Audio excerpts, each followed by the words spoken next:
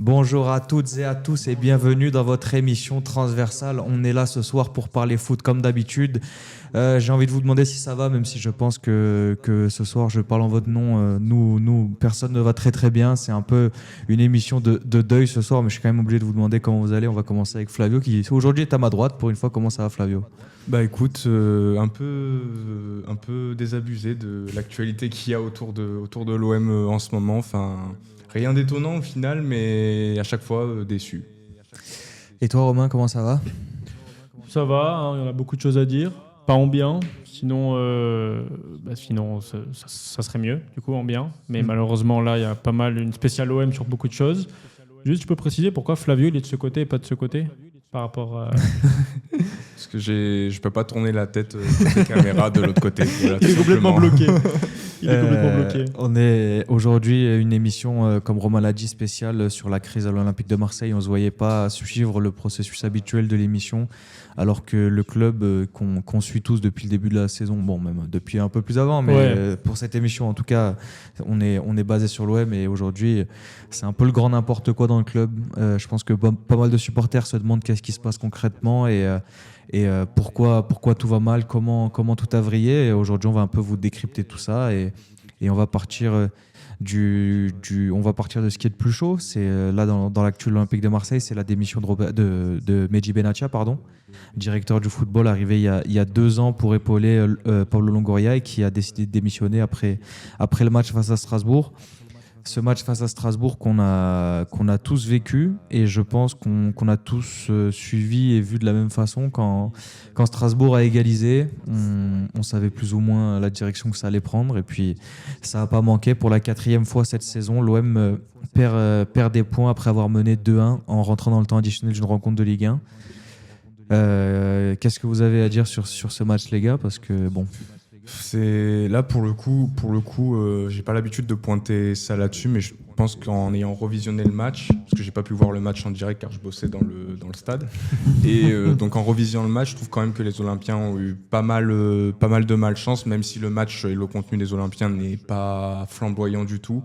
Là, ils ont quand même été efficaces sur leurs occasions. Défensivement, je les ai trouvés beaucoup plus solides que lors des dernières rencontres, et même dans les temps faibles, je trouve qu'ils les ont plutôt bien gérés.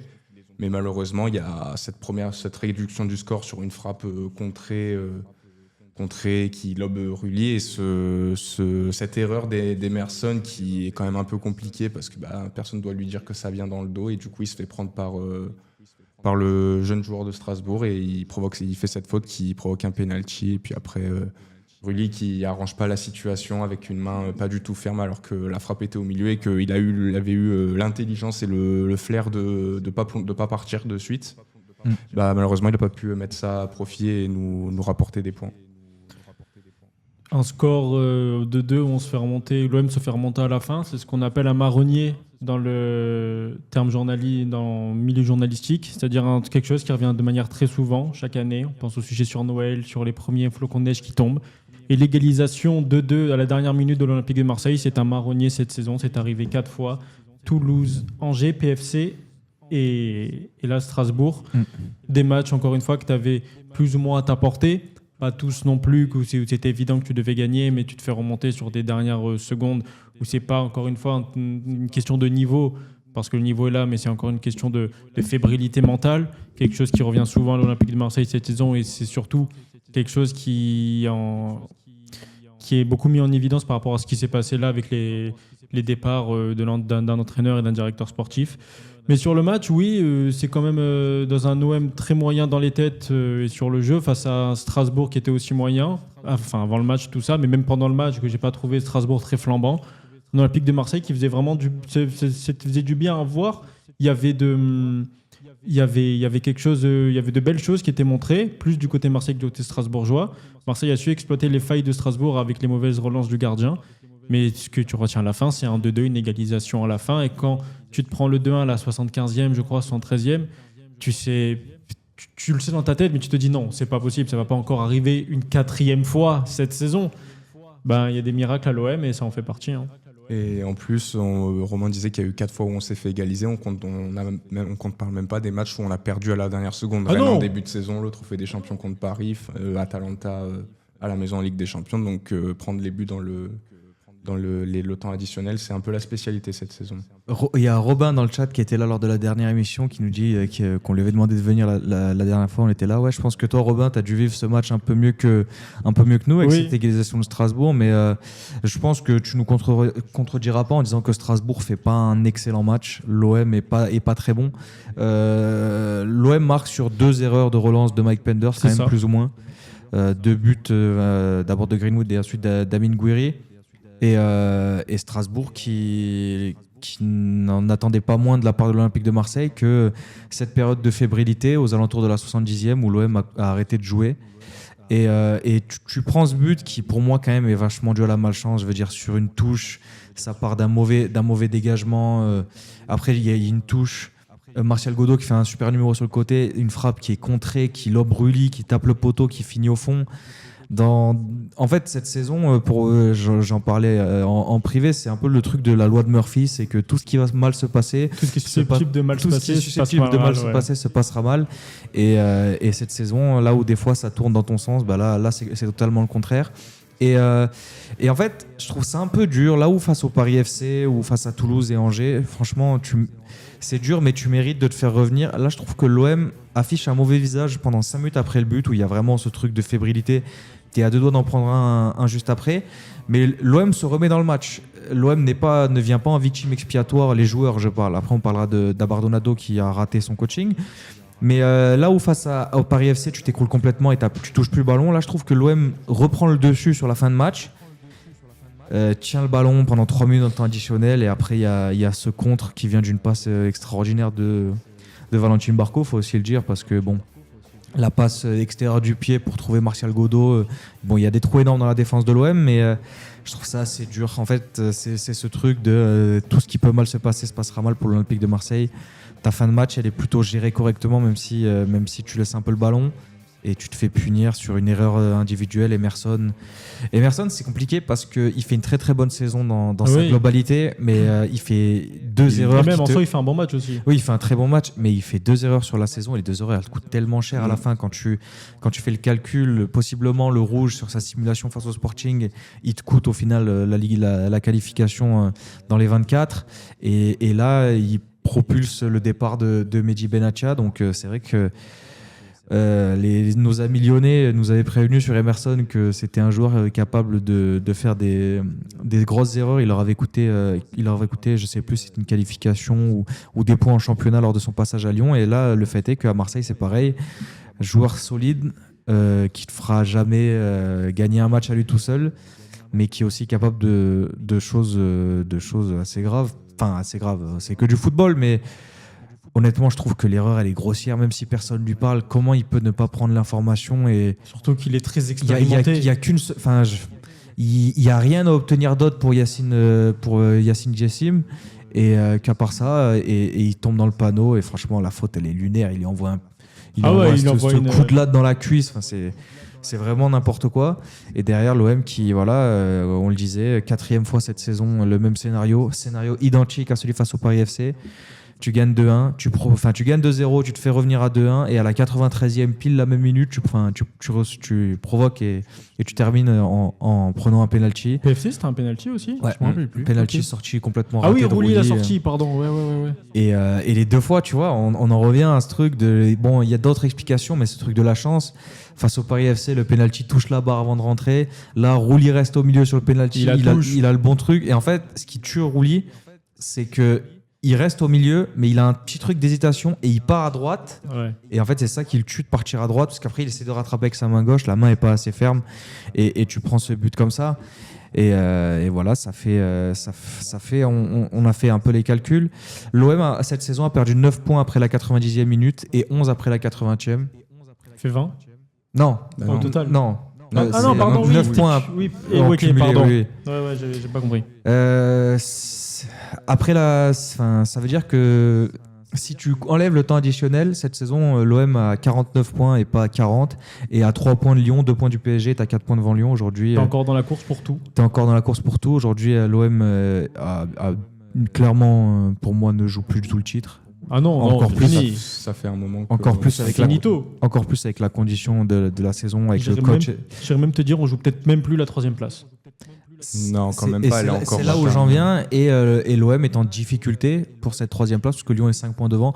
Tu reçois Lyon au Vélodrome dans 2 semaines, ce qui fait que tu peux te remettre un peu dedans, mais il va falloir rapidement remettre le club sur les bons rails, parce que là, ça part un peu dans tous les sens, Flavio. Ouais, ça part un peu dans tous les sens, et en plus, les résultats sont obligatoires, en tout cas la qualif en Ligue des Champions, parce qu'on connaît que les finances du club ne sont pas catastrophiques, mais ne sont pas non plus au beau fixe avec tout ce qui se passe en France au niveau des droits télé. Donc une qualification en Ligue des Champions est obligatoire pour l'Olympique de Marseille, car sinon il va falloir vraiment dégraisser tous les gros salaires de l'équipe, et sportivement ça va rentrer dans une grosse période d'austérité au club si qualification en Ligue des Champions il n'y a pas. Tu repars, tu vas perdre tes gros. Les gros, on se comprend, Greenwood, Højbjerg, Aguerd, des noms comme ça. Tu leur dis l'année prochaine on joue l'Europa League, on va affronter le Jagiellona et le Legia Varsovie. Ils vont te dire oui merci, mais moi je peux aller en Arabie Saoudite prendre x2, ou je peux dans un autre club qui peut jouer la Ligue des Champions.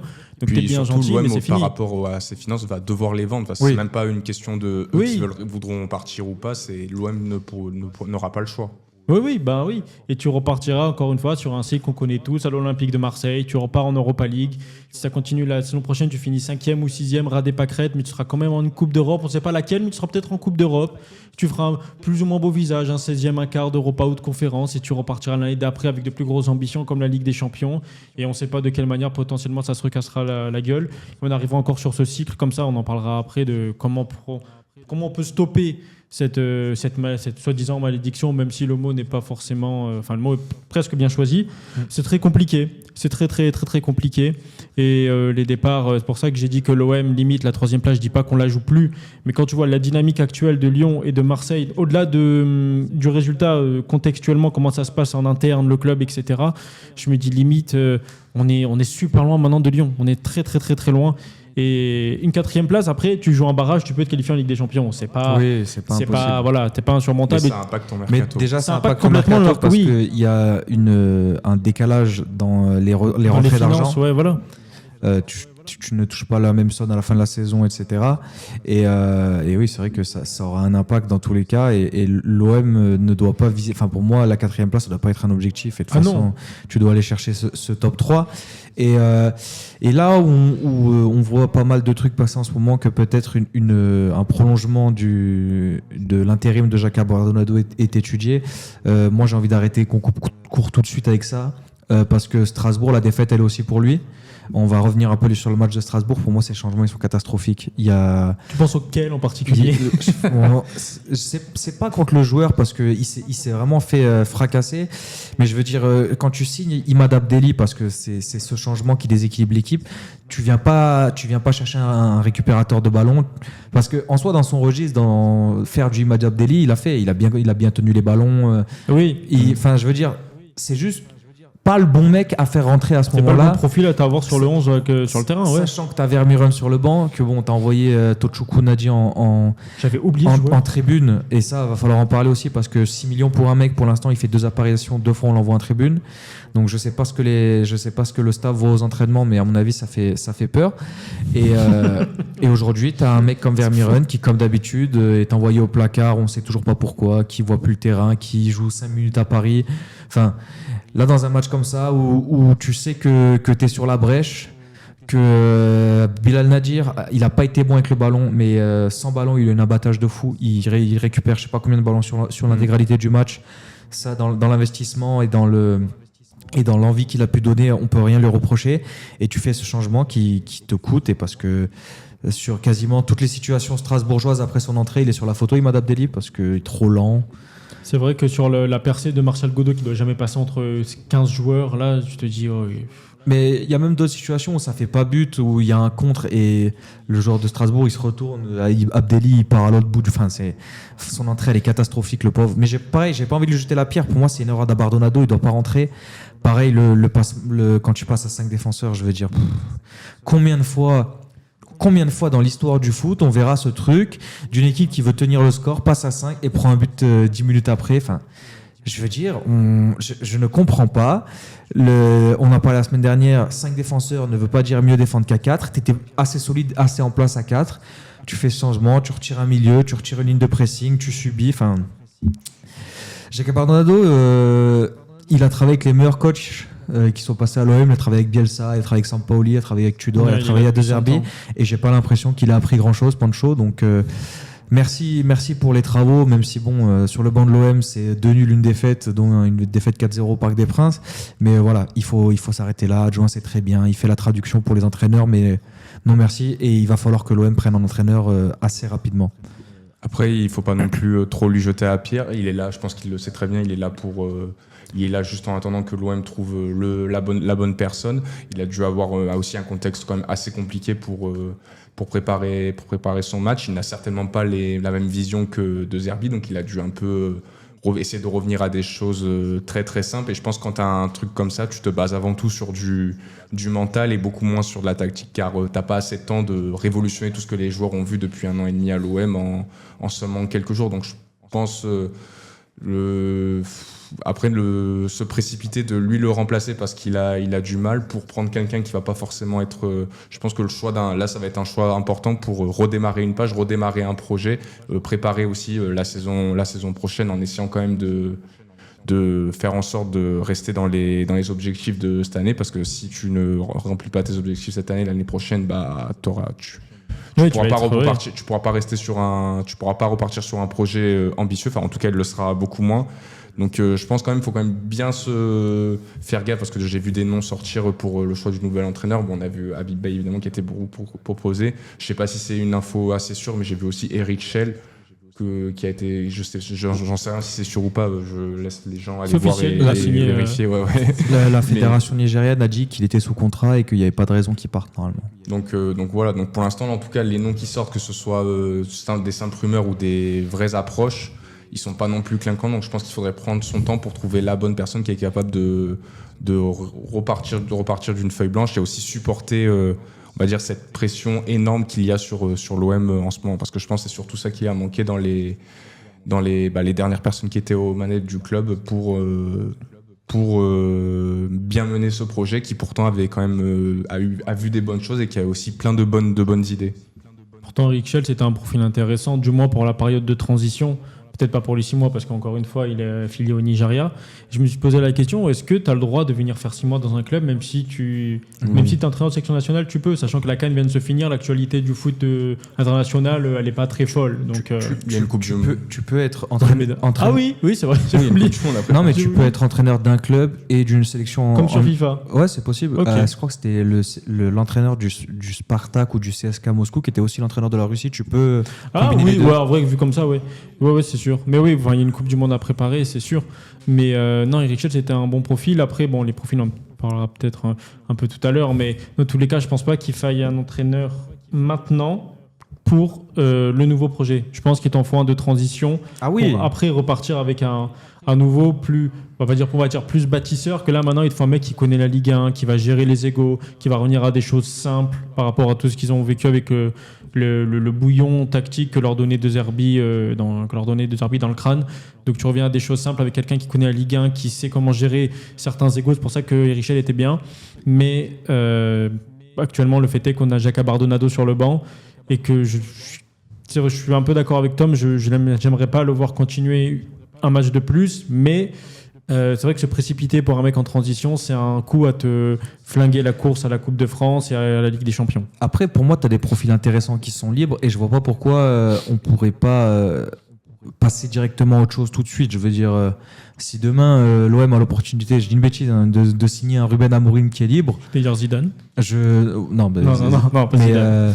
Tu vois, signer un Amorim ou Thomas Frank, même si j'ai pas envie, mais un Maresca. Pour moi, tu peux le faire aussi. Il n'y a pas obligation de prendre ce coach de transition entre-temps où tu vas avoir un jeu qui va être un peu une bouillie de football. Là, enfin, un peu, mine de rien, ce qu'on a vu face à Strasbourg, si l'OM est efficace, c'est avant tout parce que l'OM a pareil, on parlera de Mehdi Benatia après, mais moi je trouve que cet effectif, il est pas mauvais. Tu as des bons joueurs à tous les postes, c'est un effectif qui est plutôt bien construit. Et aujourd'hui, tu le mettrais entre les mains de n'importe quel entraîneur qu'il arriverait à obtenir des résultats, entre guillemets, parce que les joueurs sont bons et sont capables d'obtenir des résultats par eux-mêmes. Donc, je sais pas s'il y a vraiment cette urgence à trouver ce coach de transition. Pour moi, il faut juste prendre un mec qui te fait passer à autre chose. prends un mec qui remet tout à plat, qui donne de l'air frais dans les têtes. Donc tu peux prendre n'importe quel entraîneur. Enfin, je veux dire, il faut juste passer à autre chose.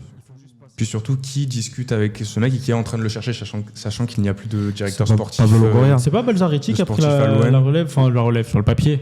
Ouais, mais Balzaretti, il va être là pour faire beau et c'est Pablo Longoria qui va tout gérer comme à une certaine époque. Oui. Et j'ai rien contre en soi. C'est pas une vision qui me fait super peur de dire on va remettre Pablo Longoria aux manettes du sportif. Non. Parce que ce qui est sorti, c'est qu'en gros, il s'était mis énormément en retrait vis-à-vis de Mehdi Benatia qui s'occupait plus ou moins de tout au club. Et c'est d'ailleurs ça qui remet en cause l'arrivée d'Habib Beye. Habib Beye avait une réunion prévue ce lundi avec Mehdi Benatia et du coup, son arrivée est. Si elle n'est pas morte dans l'œuf, elle est vraiment mise en stand-by. Parce qu'il n'y a plus Benatia. Oui. Robin qui dit je verrai Francaise en coach à l'OM, j'aimerais beaucoup. Ouais, du moins ouais. sous forme de ce contrat de 3 mois renouvelable en cas d'atteinte des objectifs. Mais Francaise, il risque d'aller à Rennes. C'est quelqu'un de la région de là-bas et c'est un peu son rêve à lui d'entraîner le Stade Rennais. Donc je vois pas ce qui pourrait empêcher Francaise d'aller à Rennes, mais c'est vrai que si j'avais été l'OM, j'aurais au moins tenté le coup Francaise. Et pour revenir à la situation du club, il faut qu'on parle de ce truc mental. On va faire un peu une rétrospective sur tout ce qui s'est passé depuis le début de la saison, parce que il y a Anatoly Troubine. Purée. C'est en partie grâce à lui. Ça, ouais.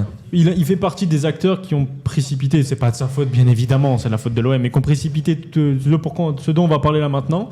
Mais oui, il a sa part de responsabilité, le gardien. Ukrainien, je crois, il est ukrainien. Il est ukrainien, ouais. C'est la doublure je sais pas. De Lunin, ou alors il est titulaire. Ils sont plus ou moins au même niveau. Comme ça qu'on a fait L'OM cette saison, c'est 9 buts encaissés dans le temps additionnel face à Rennes, Angers, l'Atalanta, Toulouse, le Paris Saint-Germain, encore Angers, même si c'est dans une victoire, Liverpool, le Paris FC et Strasbourg. D'abord, les répercussions Ligue des Champions, c'est le Sporting avec une défaite, et le Sporting et l'Atalanta avec 2 défaites actées dans les 5 dernières minutes, dans le contexte qu'on connaît. Ce 3e but encaissé face à Liverpool, qui au final peut paraître anodin, mais te coûte super cher, parce que sans ce but, l'OM serait qualifié au goal average. Donc si tu prends pas ce but à la 93e face à Liverpool, un but qui est évitable, et bon, il y a aussi les occasions ratées d'Aubameyang face à Bruges et Liverpool, mais c'est un autre sujet, là on est sur les buts vraiment concédés. Sans ce but à la 93e, tu es éliminé, puis là, le summum, une élimination actée à la dernière seconde du dernier match encore actif dans le multiplex, sur le but d'un gardien qui gagnait du temps 5 minutes avant, sur un coup franc qui n'existe pas, parce que il y a ça aussi. Même Netflix, ils signent pas, là, ils te disent non, c'est trop gros, personne ne va y croire. Même Netflix, ils te signent pas le scénario. Vous avez évité de vous faire éliminer par le Paris Saint-Germain en Ligue des Champions. On serait tombé sur le PSG du coup ? Non, on serait tombé sur le Real Madrid. Parce qu'en fait, Benfica te saute la place. Oui, ok. Donc il y a ce but d'Anatoly Troubine à la 98e minute, ça c'est vraiment le summum, sans compter Bodo Glimt qui gagne aussi à Atlético Madrid. En championnat, on l'a dit tout à l'heure, c'est 9 points perdus après la 90e minute, et aussi la dernière chose, et pas des moindres, c'est que l'OM laisse la possibilité de gagner son premier trophée depuis 14 ans, lui filer entre les doigts avec cette égalisation de Gonzalo Ramos en finale du Trophée des Champions. Bon, en finale, même s'il n'y a qu'un seul match, et derrière cette défaite au penalty. Un seul penalty marqué dans la séance. Aucun C'est qui déjà qui l'a marqué ? C'est Amir Murillo qui est dégagé au Beşiktaş quelques jours après. Et qui, avec le départ de 2 arbitres, 20 minutes après l'avoir envoyé en Turquie. C'est ça. Et aucun des cadres qui a frappé lors de cette séance de tir au but. En vrai, globalement, ce qu'on peut dire, c'est que... Pourquoi je me regarde comme ça ? Non, rien, j'attends. C'est un groupe qui est mentalement vraiment défaillant et qui fonctionne pas du tout à tous les niveaux. Et aujourd'hui, je pense que cet Olympique de Marseille a plus besoin d'un psychologue que d'un entraîneur de football. Et ça pourrait être une punchline, mais je pense réellement que cette équipe a plus de soucis mentaux que de soucis vraiment de qualité. Où on a souvent vu l'OM, il y avait des effectifs où des fois ça tire un peu la tronche. Mais là, franchement, sur le papier, cet effectif, il est plutôt fort et c'est vraiment mentalement où on est complètement à la ramasse, Flavio. Bah oui, l'OM, il n'y a même pas besoin d'expliquer pourquoi. On voit toutes les défaillances qu'il y a eu cette saison. On a compris que l'équipe avait un gros déficit au niveau mental et franchement, c'est inexplicable parce qu'il y a il y a un groupe, encore une fois, quand même de bonne qualité. Ça fait pas longtemps qu'on qu'on a eu un effectif aussi qualitatif en niveau et aussi en nombre quand même, parce qu'on a des postes, on a quasiment pas mal de postes qui sont doublés, peut-être à part au milieu de terrain, mais devant, derrière, c'est doublé avec des joueurs qui, au début de la saison, quand on lit les noms, on se dit c'est très fort pour la Ligue 1 et pour l'OM. Et l'OM le club, les joueurs qui s'abordent tout seuls alors que la situation et même s'il y a eu énormément de déconvenues, et pas non plus catastrophique, parce que tu as expliqué toutes les déconvenues. Si on voit le verre à moitié plein, l'OM est quatrième, toujours en course pour être qualifié directement en Ligue des Champions, ce qui serait une grande performance dans l'OM de ces dernières années. C'est jamais arrivé sur Rat McCourt d'être qualifié 2 fois d'affilée en Ligue des Champions. C'est fou. On a failli gagner le premier trophée contre le champion d'Europe. Premier trophée depuis 14 ans en faisant une très grosse perte. Malheureusement, égalisation à la dernière minute, scénario cruel. Ça arrive, c'est le football. C'est mental aussi. Et il y a aussi encore la possibilité d'aller chercher une Coupe de France, d'aller chercher un trophée qui attend, et encore plus celui qui est de la Coupe de France. Donc la saison prenait un mauvais virage, était pas non plus tonitruante. Il y a eu des gros échecs, mais c'était pas non plus le feu comme ça a pu l'être à des moments, et la sensation que le club, en fait, alors même s'il y a eu des échecs, se tournait quand même pas trop mal, en tout cas mieux que ce qu'on a vu les dernières années. C'est s'aborder tout seul, et que là du coup on va repartir sur potentiellement ce qui va suivre dans la saison, une potentielle nouveau projet où il va falloir nouvelle année de transition, etc. Nouvelle année de transition, peut-être une année où il ne va pas y avoir de Ligue des Champions, donc plus d'austérité, moins de moyens, plus compliqué. Donc, des départs des gros joueurs. Donc ça va être très compliqué. Mais l'OM s'apporte tout seul parce que l'OM sacralise trop les moments négatifs. Il y a une défaite à l'OM, c'est le feu partout dans les têtes des joueurs, des coachs et des institutions. Ça sacralise trop la défaite, qui fait que, comme tu l'as dit, on n'est pas genre 8e de Ligue 1 à 15 points de place qualificative pour la Ligue des Champions. On est encore en course quasi partout, sauf la Ligue des Champions. Et en soi, la Coupe de France, avec le scénario qu'on connaît, à savoir l'élimination du PSG, tu as encore plus moyen d'aller la chercher. Moi j'ai dit tout à l'heure, j'y croyais pas trop à la place qualificative directement en Ligue des Champions, mais en étant 4e, tu peux passer un tour de barrage pour te qualifier en Ligue des Champions. Les finances ne seront pas les mêmes que quand tu es 3e, mais tu es quand même en Ligue des Champions. Mais donc, il y a pas en soi, ça sent le roussi, mais il n'y a pas le feu. Voilà. Il y a des équipes qui, comme par exemple, comme Rennes, qui a eu plusieurs situations où c'est beaucoup plus catastrophique, même en interne, c'est encore plus catastrophique. Monaco aussi, c'est complètement catastrophique. Oui. Bon, le Paris FC, c'est un niveau moindre, mais avec 70 millions investis, c'est 15e de Ligue 1, c'est quand même assez compliqué. C'est derrière Angers, Lorient, Le Havre, etc. Donc voilà, l'OM n'était pas non plus le club le plus en feu, que ce soit en interne ou sur le terrain, le plus mal en point, et pourtant on arrive à faire... Parce qu'il y a cette sacralisation de moments négatifs. Mehdi Benassel a dit dans son message, il a dit l'OM, le seul juge c'est les résultats du moment. Et lui, Roberto De Zerbi et peut-être, qui sait, Pablo Longoria dans les prochains mois, on verra comment ça se passera, en ont payé le prix.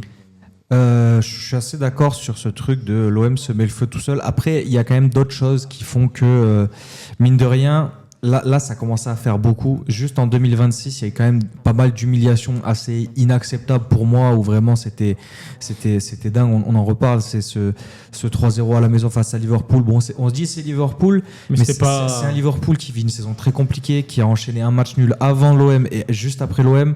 Il y a ce 3-0 à Bruges où l'équipe, franchement, pour une performance honteuse, en vrai, il n'y a pas d'autre mot. Il y a évidemment cette défaite de 5-0 face au PSG qui propulse le licenciement, la démission de Roberto De Zerbi. Oui, c'est lui qui est parti. Et encore une fois, cette saison-là, la défaite à domicile en 2026 face au FC Nantes, où Nantes n'a pas gagné un seul match contre un club professionnel depuis octobre, a perdu tous ses matchs depuis la victoire face à l'OM et vient s'imposer 2 en Vélodrome. Là, ça faisait vraiment beaucoup. Ça commençait vraiment, il y avait un peu une accumulation de contre-résultats et plus que contre-résultats, il y a eu des humiliations où en fait on se demandait d'où venait le problème. Il faut aussi remettre l'église au centre du village. Depuis le début de l'année 2026, on retrouvait plus vraiment le club. Je trouve même l'équipe, il y avait plus de fond de jeu, il se passait plus grand chose. T'avais quelques éclaircies face à Lens et Rennes, mais c'est vrai que le début d'année de l'Olympique de Marseille, il est cataclysmique et en fait c'est dur de trouver des responsables. On a l'impression que c'est un peu un tout.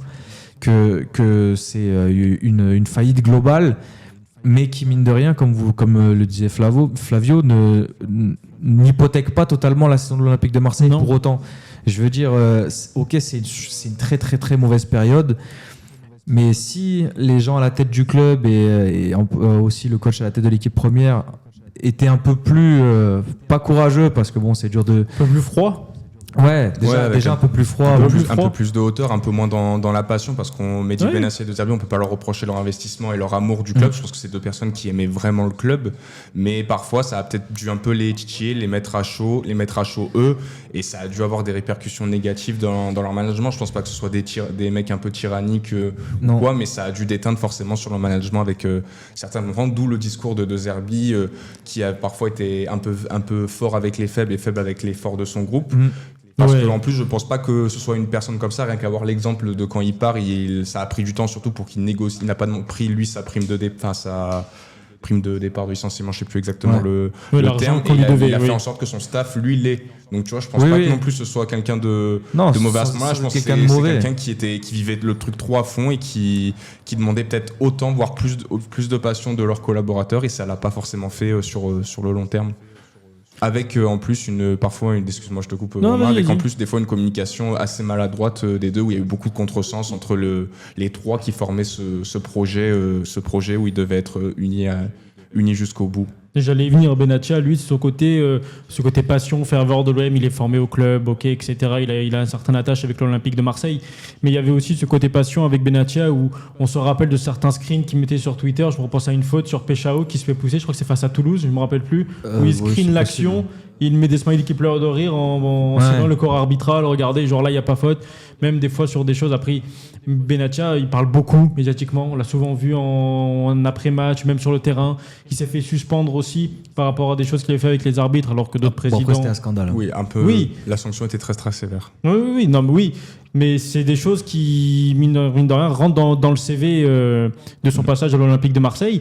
Et à la fin, tu ressors avec un Benassia qui t'a ramené des bons joueurs, qui t'a aussi ramené De Zerbi, mais qui traîne des casseroles avec pas le de flops derrière lui, même s'il n'y a pas que des flops. Et puis, à un moment donné, quand tu es directeur sportif, tu peux pas recruter sur 10 joueurs, tu peux pas recruter 9 bons joueurs et un mauvais. Ça n'existe pas. Tu vas faire des fausses routes sur le chemin, c'est tout à fait normal.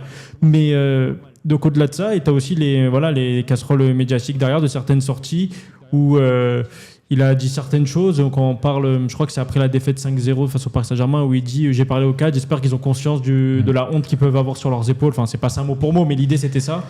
Donc oui, il repart avec des choses comme ça, sans doute aussi avec la langue aussi déliée, la langue bien pendue comme ça. Par rapport à son amour pour l'Olympique de Marseille. S'il avait été directeur sportif de l'OGC Nice, il n'aurait pas été comme ça. Mais oui, le fait est que cette passion que traînait ou qu'avaient en eux Benassia et De Zerbi les ont conduits à faire certains choix qui, à tête raisonnée, à tête froide, n'auraient pas eu lieu. Puis aussi, mine de rien, ce trio de dirigeants qu'on a, qui, je pense, a vraiment des bonnes qualités chacun à leur poste, c'est quand même un trio qui est quand même assez inexpérimenté pour un club parce que Benassia, c'est son premier rôle de directeur sportif.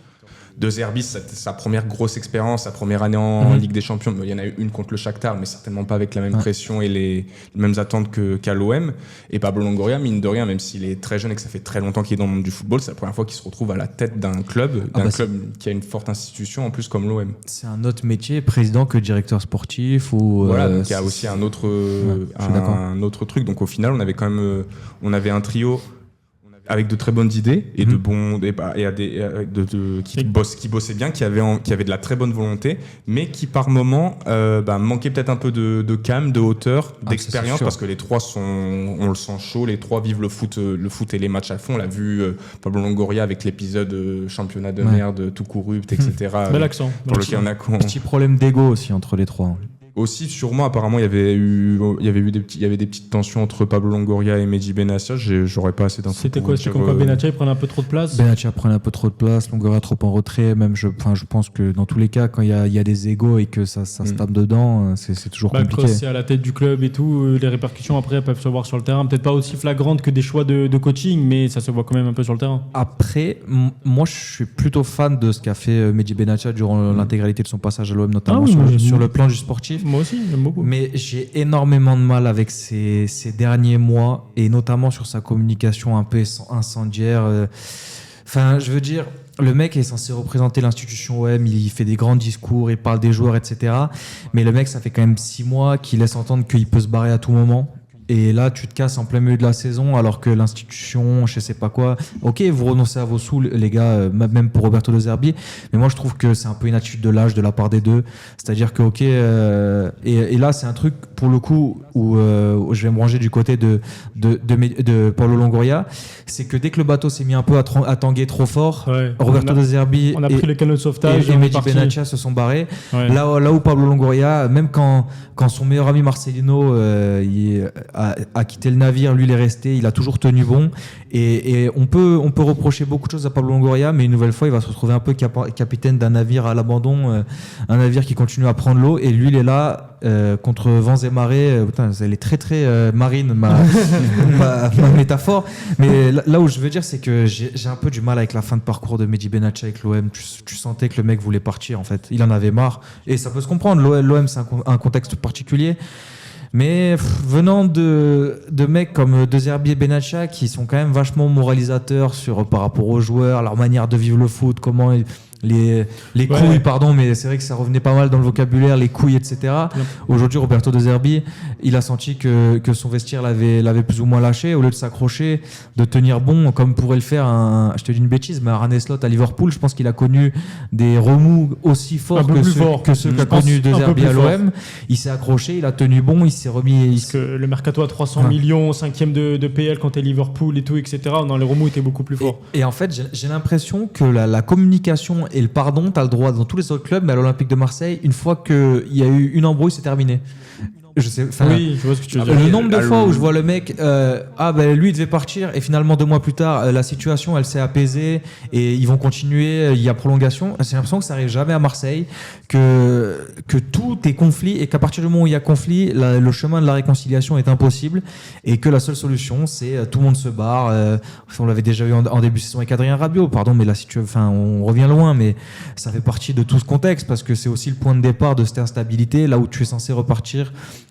On l'avait annoncé, meilleur projet, gros recrutement, l'OM a gardé ses cadres, Roberto De Zerbi est encore sur le banc. Premier match, bagarre dans le vestiaire, tu vires le meilleur joueur de ta saison dernière. Et au final, par protection de l'institution, j'ai l'impression que ça a juste foutu la saison en l'air, et ça n'a rien protégé du tout, parce que les instigateurs de ce départ aujourd'hui sont même plus au club. Donc j'ai un peu de mal avec ce truc de l'OM, pareil, là, ça me fatigue. Après, tu branches sur Twitter, il y a tout qui sort. Pardon, vas-y, Flavio. Oui, justement, j'allais venir à ça. C'est que l'OM, il y a un club où ça sort énormément. Par exemple, tu me disais que Liverpool a eu des moments peut-être plus compliqués qu'à l'OM. Est-ce que vous avez vu des trucs sortir? Il y a dû en avoir, mais très très peu par rapport à ce qui sort. Après, peut-être que la presse anglaise, on l'avait moins sous les yeux. Liverpool, il y a quand même eu l'épisode Salah où c'est sorti assez là, clairement que les deux, ils pouvaient plus se voir. C'est Salah qui a lui-même pris la parole après un match. Il y a eu ça, mais mine de rien, après, comment ça s'est réglé et tout, on n'a pas eu plus d'infos que ça. Ça s'est réglé en interne. Et l'OM, il n'y a jamais eu ça. À chaque fois, il y a eu des. C'est peut-être une gestion de club, de grands clubs que l'OM ne possède pas. Il y a eu des. Ça passe par des voix de médias à chaque fois. Donc, chacun a ses médias préférés qui travaillent. Donc, on en voit chacun qui critique et tout. Et du coup, ça met de l'huile sur le feu. Déjà qu'ils s'en mettent tout seuls, et incapable de pouvoir un peu régler les trucs, un peu laver le linge sale en privé, à l'OM. Après, c'est pas forcément de leur fait. J'ai l'impression qu'à l'OM, peu importe la direction, les entraîneurs et les gens à la tête, tout sort à chaque fois. Donc c'est un problème qui va au-delà de là. Je sais pas à quel point c'est imprégné dans tu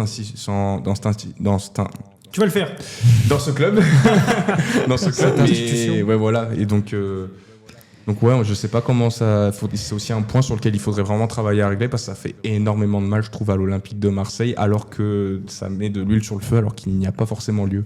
Robin qui dit rien à voir. Vous avez vu, Sterling a fait Nord, et Sterling, je l'aurais bien vu à l'OM. Sterling, en vrai, on peut faire une petite aparté de 5 minutes en parlant de Sterling. Nous réagissons avec le chat. C'est vrai que c'est assez fou ce transfert de Sterling à Feyenoord. Vraiment, je l'avais pas vu venir. Et en fait, c'est le remplaçant de Peixao. Je pense très clairement que nous avons pris Peixao, et du coup, ils se sont dit, il nous faut un mec à cette place-là. On va aller chercher Rahem. Et pour le coup, connaissant l'OM, un Sterling, je pense que ça aurait bien marché. Ouais. Tu vois, ce genre de mec que tu vas chercher à la peine dans un gros club, c'est un mec qui sera relancé à l'OM. Donc ouais, je suis plutôt d'accord, ça aurait bien marché. Il est début trentaine ou genre il a 31, 32 ans, Sterling. Bon, ça se fait, oui, pour la Ligue 1, Après, Sterling. il est un peu carbo, mais... Mais c'est vrai que bon, connaissant recruter Sterling gratuitement aux 35 millions paye chaud, moi je pense que j'aurais pris Sterling. Oui, on aurait pris Sterling, bien évidemment. On aurait pris Sterling. On aurait pris Sterling. Et voilà, parenthèse faite, on va... Oui, un autre truc, tout à l'heure tu parlais des finances, McCourt a dit qu'il voulait plus remettre la main au panier. Ça c'est un autre truc à... C'est normal. Lui, pour le coup, on va aussi parler des banderoles, les banderoles Longoria McCourt out, franchement on souffle. Moi, je suis tellement pas d'accord. Je fais semblant de souffler. Ça n'a aucun sens. McCourt, c'est un propriétaire qui est arrivé en 2017, si je dis pas de bêtises. Qui a 2016 ou 2017, qui n'a pas fait que du bien, notamment dans son entourage, mais à un moment donné, c'est un mec, il en a rien à foutre de l'OM, il vient de l'autre côté des États-Unis et il a claqué 700 millions dans le club. Donc je pense qu'à un moment donné, il faut aussi se faire petit et savoir reconnaître quand les gens ont fait plus de bien au club. Quand on voit des clubs comme Saint-Etienne, je pars un peu plus loin, comme le Nîmes Olympique, comme les Girondins de Bordeaux, qui ont des propriétaires catastrophiques, qui ont coulé les clubs. Nice, par exemple. Bon, Nice encore, ils sont encore en Ligue 1, tu vois, mais je veux dire, à une époque, on a failli avoir Gérard Lopez et on s'est retrouvé avec Franck McCourt. Et aujourd'hui, Franck McCourt, il a prouvé que c'était un propriétaire stable pour maintenir une institution correcte. Ça s'est bien passé, Gérard Lopez avec Bordeaux. Oui, très bien. Lopez, Ça s'est bien passé partout, Gérard Lopez. Deuxième cette année. Pareil pour Boavista, il était avec Boavista, je crois que là maintenant il joue avec contre l'île de Madère de Cristiano Ronaldo en championnat. Donc non, c'est pas mal donc Gérard Lopez, bel homme du football français. Il faut rendre à César ce qui appartient à César et dire que McCourt, si demain il a plus envie de mettre de l'argent dans le club, moi je peux pas lui en vouloir tant qu'il maintient les finances saines et qu'il fait je comprends qu'il n'ait pas envie de mettre des mercato à 150 millions tous les étés et c'est plutôt normal. C'est d'autant plus une raison pour laquelle la qualification en Ligue des Champions elle est vitale pour le club. Et on va passer à la suite de se dire que bon, ok, on a fait le point, le club, tout se passe plutôt mal, mais la saison elle n'est pas finie et dans les objectifs initiaux, voire vitaux du club, qui est la qualification avec des champions et la victoire en Coupe de France, t'es encore dans le coup et t'es plus que jamais dans le coup parce que derrière c'est la catastrophe, parce que Lille est encore 5e de Ligue 1 alors qu'ils n'ont gagné aucun match en 2026. Et tu joues Toulouse au Vélodrome en quart de finale de la Coupe de France et Paris est éliminé. Donc aujourd'hui, la saison elle est loin d'être terminée pour l'OM et je pense que c'est le moment de passer vite à autre chose. Et c'est pour ça qu'il y a ce dossier du coach. Qu'est-ce qui va se passer aujourd'hui, on était en mesure d'annoncer la semaine dernière que Habib Beye serait nouveau coach de l'OM. Aujourd'hui, c'est plus du tout le cas avec le départ de Mehdi Benatia. Il y a le cas d'Eric Schell, mais pareil, c'est rien de certain. J'ai un peu de mal à voir qui l'OM va prendre. Franchement, j'ai aucune idée sur qui l'OM va se pencher. Sachant que Tudor va rejoindre Tottenham ou va rejoindre Tottenham. Ça y est, il y est. Non, c'est très... là, des coachs libres sur le marché, il y en a, mais c'est des noms. Amorim, Maresca, Thomas Frank, je crois que Xavi même, il est... Xabi Alonso. Oui, voilà, oui, je pense que... Oui, j'imagine Xabi Alonso coacher à l'OM, c'est une folie. Non, c'est vrai que c'est du mal à trouver du moins un entraîneur libre. Après, des pas libres qui peuvent être que possibles, réalisables pour l'OM, il y en a. Mais il faut encore une fois mettre la main dans la poche et payer. Et comme on vient de le dire, McCourt, il a peut-être plus envie de mettre des sous dedans. Et à juste titre, vu tout ce qui s'est passé depuis, c'est vrai que cette solution, elle est aussi un peu biaisée. Mais c'est pour ça que là, Faure est celui qui pourrait te citer, oui, le prochain coach de l'OM, ça va être lui. Ça va être un tel, ça va être un tel. Puis genre, Faure est celui qui pourra faire ça. C'est pas qu'un coach, il faut retrouver déjà un organigramme au sein du club et un projet, parce que du coup, le projet qu'il y avait autour de De Zerbi, Benassia, avec ces deux personnes en moins, il n'existe plus. Donc il va falloir repartir d'une feuille blanche et réfléchir à tout ça. C'est pour ça que là, pour le coup, on ne sait pas du tout sur quel choix va partir Longoria. Est-ce qu'avec McCourt qui arrête, il va partir sur un projet peut-être un peu plus austère, un peu plus russe, ce qui ne veut pas forcément dire que ça marchera moins bien, parce qu'on a vu que Lyon, avec beaucoup moins de moyens cette année, ils s'en sortent très bien. Donc peut-être que ça obligera peut-être aussi les nouveaux joueurs à travailler, les mecs là à bien travailler, parce qu'on sait que souvent dans les gros clubs, quand il y a beaucoup d'argent, des fois ça peut t'empêcher de bien travailler, de faire les bons choix. Donc on peut pas savoir encore ce qui va se passer, et comme l'a dit Romain, bien malin sera celui qui trouvera ce qui va se passer. En vrai, il y a plusieurs noms il y a des noms qui circulent. Il y a qu'ils soient libres ou pas libres. Il y a Conceição, Eric Schell, c'est pas possible, Tudor, c'est pas possible. Il y en a qui parlent même de Thiago Motta aussi, qui fait des belles choses avec Bologne. Enfin, c'est des noms qui sont bien sur le papier. Mais même là, j'ai vu Robin dans le chat qui avait dit aller prendre un Didier Digard du Havre. C'est des noms, c'est un cran en dessous de Didier Digard que ceux qu'on a cités. mais c'est peut-être pas si scandaleux. Mais après, voilà, faut que tu revoies tes standings. Là, actuellement, faut que tu baisses tes standards. Il faudra surtout prendre un coach qui a une dimension managériale, parce que dans l'OM, c'est quelque chose qui est obligatoire, j'ai l'impression, avec toute la pression qu'il y a autour. Encore plus avec les joueurs que tu as maintenant. Tu n'as pas que des jeunes joueurs que tu peux, on va dire, te mettre dans ta poche, donc tu vas leur apprendre des choses. Là, avec les Højbjerg, les Haggard qui ont connu des grosses choses, il faut ce meneur d'hommes capable de gérer les égos et d'avoir une empreinte tactique sur le 11 qu'il va y avoir sur le rectangle vert. Mais les personnes comme ça, c'est compliqué de les trouver. Et quand tu les as trouvées, c'est compliqué aussi de les faire venir. Encore plus quand t'as plus de directeur sportif. Donc, encore une fois, on attend et on va voir, en espérant que ça va prendre une bonne direction malgré tous les événements contraires en ce moment. C'est tout ce qu'on peut souhaiter au club, parce que mine de rien, on le répète, mais il reste des choses à jouer. La saison est encore longue. Je veux dire, l'OM n'est pas décroché complètement. Ou, comme je disais tout à l'heure, l'OM, c'est pas Monaco, je crois qu'ils sont quoi, 11e, un truc comme ça. T'es encore dans les... Strasbourg 9, alors qu'ils ont, eux aussi, ils ont un fort 9e, recrutement. Strasbourg, ouais. Wow. Peut-être plus, vu qu'ils ont finalement ils ont fait nul, mais à un moment donné, pendant le match, ils étaient 9e. Donc... T'es encore dans les 4. Bon, le dossier Abibay, c'est pas complètement fini. Hein. C'est juste que c'était la priorité de Benatia n'est plus là, ouais. Mais je pense que là, Longoria va se mettre sur le dossier, et je pense qu'il va avoir à cœur de taper un peu du poing sur la table et ramener un nom sur le banc de l'OM. Je sais pas, j'ai un peu cette intuition là de se dire que on va avoir le coach pas définitif, parce que dans tous les cas, même si tu l'OM rien n'est définitif. Non mais je veux dire, même si tu prends Amorim et il termine 6e et tu gagnes pas la Coupe de France, je pense que dans 3 mois, même si c'est Amorim, si c'est Guardiola, il est plus là, il s'en va. Hein. Jürgen Klopp, Flavio, on en pense quoi? Je pense qu'il s'occupe de Red Bull, des affaires de Red Bull. Ouais. Donc l'OM, là, je pense que c'est le dernier de ses soucis. Et il aurait raison. Est-ce qu'on a plus ou moins fait le tour, je pense, sur la situation de l'Olympique de Marseille globalement? Juste un truc sur les supporters. Bon, c'est un petit peu un coup de gueule forcé, parce que c'était un coup de gueule forcé. Arrêtez de faire ce que vous avez fait, les banderoles, essayer de rentrer dans le salon des loges présidentielles. C'est ridicule. Je suis d'accord que le club de l'OM, il doit être avant tout pour les supporters, parce que Marseille, c'est une ville populaire, c'est un club populaire, il doit être fait pour faire vibrer tous les gens et toutes les personnes qui vivent à travers ce club, qui travaillent toute la semaine pour pouvoir juste se payer le billet le week-end. Mais c'est pas vous qui le dirigez. Enfin, faut arrêter. Qu'on soit est là, supporter les joueurs jusqu'au bout. Arrêtez de demander des têtes à chaque fois, comme si vous aviez des parts dans le club. Soutenez-les jusqu'au bout. Sifflez quand il y a des mauvaises performances. Je peux comprendre que des fois on soit déçu, des fois il y a des attitudes sur le terrain qui dérangent et qui frustrent tous les supporters, moi le premier. Mais vous n'êtes pas à la tête du club, et donc arrêtez de faire ça des banderoles et des trucs qui nous font plus passer pour des cons, l'ensemble des supporters marseillais, alors que bon, bien sûr, c'est pas tous les supporters à mettre dans le même panier, il faut le rappeler. Donc voilà, c'était le petit coup de gueule avant de passer. Non, mais je suis assez d'accord.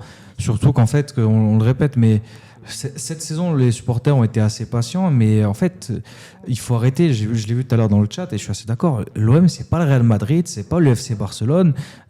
Ok, t'as le droit d'avoir des ambitions en début de saison quand tu vois que Paris fait pas une bonne saison et que t'es censé être deuxième, d'accord, mais je veux dire, l'OM n'est pas dernier de Ligue 1, t'es encore dans les 4, t'es encore qualifié en Ligue des Champions. On est tous déçus, mais ce truc d'alarmage ambiant, oui. Et ça, c'est pas que les supporters, les dirigeants, ils le nourrissent. Non, oui, bien sûr, c'était aussi nourri par la direction en place. Mais oui, non, mais par contre, je suis 100% d'accord avec toi, le truc de rentrer dans la loge, etc. C'est ridicule. L'OM, c'est pas le Real Madrid, les gars. On va pas gagner la Ligue des Champions l'année prochaine, même si tu te qualifies. En fait, je veux dire, si en début de saison, tu m'avais dit l'OM, là, en février, t'es encore dans la course pour qualifier en Ligue des Champions, Paris est éliminé, bon, tu t'es fait sortir en Ligue des Champions, mais tu peux encore gagner la Coupe de France, franchement, je me serais pas dit, dans cette situation-là, ce serait une crise pas possible, De Zerbi serait plus là. Oui, il y a des coachs qui ont été gardés pour pire que ça. Puis surtout, rappelez-vous, il y a eu pas mal de saisons, beaucoup plus pire que ça à l'OM récemment. Enfin, l'OM a rarement eu, même dans des bonnes saisons, elle n'a pas été à ce niveau-là en cours de saison. Non, cette sacralisation de moments forts, on t'a vendu un projet de rêve avec des joueurs de foot, tu t'attendais, enfin pas toi, mais certains supporters s'attendaient à être premiers à 2 points du PSG jusqu'à mi-mai, d'être à ce niveau-là, d'être en minimum en quart de Ligue des Champions, sauf que là ça n'a pas pris, et les envahissements des supporters, juste on rappelle juste une chose, ce n'est que du football. Je pense pas qu'un mauvais résultat de l'OM, à part si tu travailles au club et que le club peut en découler, genre de passer à la situation jusqu'au Girondins de Bordeaux en National 2, il y a des emplois qui peuvent couler du côté de l'OM, mais on n'en est vraiment pas là et vraiment pas du tout. Ça reste du football, par pitié. Même si pour moi c'est un peu du cirque. Je veux dire, ils allaient faire quoi? Oui, en vrai, ils seraient rentrés dans les loges, ils auraient discuté avec lui, ils auraient dit on n'est pas content et une solution. Mais moi je pense qu'ils l'ont fait en sachant qu'ils allaient se faire rebomber, tu vois. C'est comme les footballeurs qui viennent se mettre tête, les mecs vont pas vraiment se battre, tu vois. Et puis dès qu'il y en a qui fait semblant de lever la main sur l'autre, on le faisait de par terre. Faire l'intéressant comme d'habitude, ça reste du foot. Tu vas te lever le lendemain, ça va être la même chose, tu vas faire le même réveil, le même taf que si l'homme avait gagné 8-0, que si l'homme a pris 8-0. Ça va rien changer. Ça reste un sport. Voilà, ça reste un sport qui est là pour divertir les gens à la base. Après, en fait là on est bête aussi de donner de l'exposition à ces débiles parce que c'est une centaine de mecs sur je sais pas combien de millions de supporters de l'OM.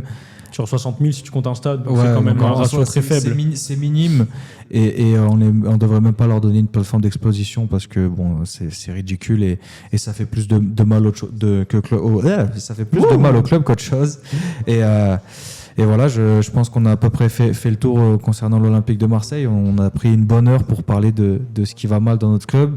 On aurait pu prendre une heure de plus, mais on va se calmer. On va se calmer, on va parler d'autres choses. Et puis on reviendra sur l'Olympique de Marseille en deuxième partie d'émission parce que, mine de rien, il y a un match face à Brest qui attend le club.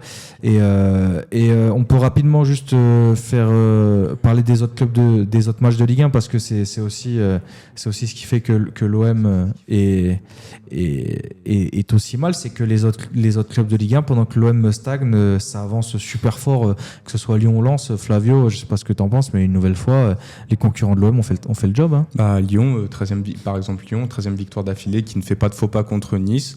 Donc ouais, Lens continue aussi de suivre le rytme et ils sont pas repassés devant le PSG, mais ils sont revenus à un point, je sais plus. Lens est devant le PSG. Paris a perdu parce que Paris a perdu face à Rennes. Rennes qui d'ailleurs a fait un très très gros match contre le Paris Saint-Germain. Mais oui, du coup les concurrents à l'OM, en tout cas devant eux carburent et il va falloir vite reprendre le rythme parce que Lyon, je pense pas qu'ils s'arrêteront en si bon chemin. Il va falloir que ce soit nous qui dans 2 semaines stoppons leur série pour pouvoir casser leur dynamique parce que Lyon pour l'instant ça part très très bien, c'est très sérieux, il y a eu un apport au mercato qui fait que Lyon est un très sérieux concurrent aux 3 premières places. Et le pire c'est qu'ils ont énormément de blessés. Là ils gagnent ce match, ils n'ont pas d'attaquant titulaire parce qu'Henrique est suspendu, Tagliafico est toujours blessé, Malik Fofana est toujours blessé, Corentin Tolisso vient juste de revenir, ça très bonne nouvelle pour les supporters lyonnais, un peu moins bien pour nous. Hendrick sera là pour l'Olympico pardon. Et qui retourne au Real, il va jouer au Real Barça. Donc Lyon va falloir vite que l'OM se remette la marche en avant. Après Lyon, ils ont Coupe de France et Europa League. Et je pense qu'ils nourrissent pas mal d'ambition dans les deux. Donc à voir les équipes que va aligner Fonseca, s'il va faire à chaque fois la même équipe pour jouer un match tous les 3 jours. Mais ils n'ont pas de barrage déjà. Oui. Mais il y a des grosses échéances qui vont arriver pour Lyon. Lyon a un gros calendrier qui est plus vont jouer Strasbourg comme j'en parlais avec un ami lyonnais qui disait on va faire Strasbourg, Lens. Je crois qu'il y a Marseille bien sûr dans le lot et je crois qu'il y a Paris aussi qu'ils n'ont pas encore affronté. Donc il y a des grosses échéances en Ligue 1 en vue des affiches et des grosses échéances en Coupe de France pour la victoire finale et aller le plus loin possible en Europa League. Donc attention, il y a une belle montagne qui se dresse devant Lyon. Est-ce qu'ils vont la franchir? Ils sont capables. Ils sont aussi capables de ne pas la franchir. Donc attention quand même. Ils n'ont pas fait le plus dur. C'est ça qui est fou. Ils n'ont pas fait le plus dur. Après Lyon, avec leur première période où pendant toute la première partie de saison, on s'est dit ils vont lâcher. Au final, ils n'ont pas tant lâché que ça. Ils ont une petite baisse de régime, mais franchement, je m'attendais à beaucoup plus de la part d'un effectif si court. Donc, cet effectif-là, il a de la ressource. Donc, moi, franchement, je suis supporter lyonnais. À l'heure actuelle, je serais très optimiste pour la suite de la saison à venir. Ils ont de la ressource et un peu à l'image de Lens, là où tu as l'impression qu'à Marseille, même si tout est au beau fixe, ça va mal se passer au bout d'un moment. Quand tu vois Lyon, quand tu vois Lens, t'as l'impression qu'il peut rien leur arriver, quoi. Là, face à Nice, ils font pas un bon match. Franchement, ils sont dominés. Nice a des occasions. En plus, Nice perd Eli Wahi très tôt dans le match. Si Nice rentre à la mi-temps avec 1-0, c'est pas du tout un scandale. Et ils arrivent quand même à s'en sortir à la maison. Pareil, Lens a fracassé le Paris FC. Et quand tu vois la différence d'attitude de Lens à 2-0 et de Marseille à 2-0 face au Paris FC, tu comprends qu'il y a des choses qui vont plus loin que le football et qui se passent plus dans les têtes que dans les pieds. Et tu as l'impression que ces deux équipes à qui rien ne peut arriver. Paulo Fonseca, on l'a vu pleurer à la fin du match. Enfin, tu as vraiment ce truc où tu vois l'OM décrépir et sombrer dans les méandres pendant que Lyon, tout va bien. Le théorème des Olympiques, le fameux. Franchement, c'est assez impressionnant. Je vois Romain, tu fais une tête. Oui, ça parce te fait que mal au cœur. Tu sais pourquoi mon ami lyonnais met des stories sur Insta et il met des trucs de Lyon parce que Lyon va en forme, du coup il les met. Et je remarque que dès qu'il les met, je me dis oh putain, c'est bien parce que nous-mêmes on le vit pas ça.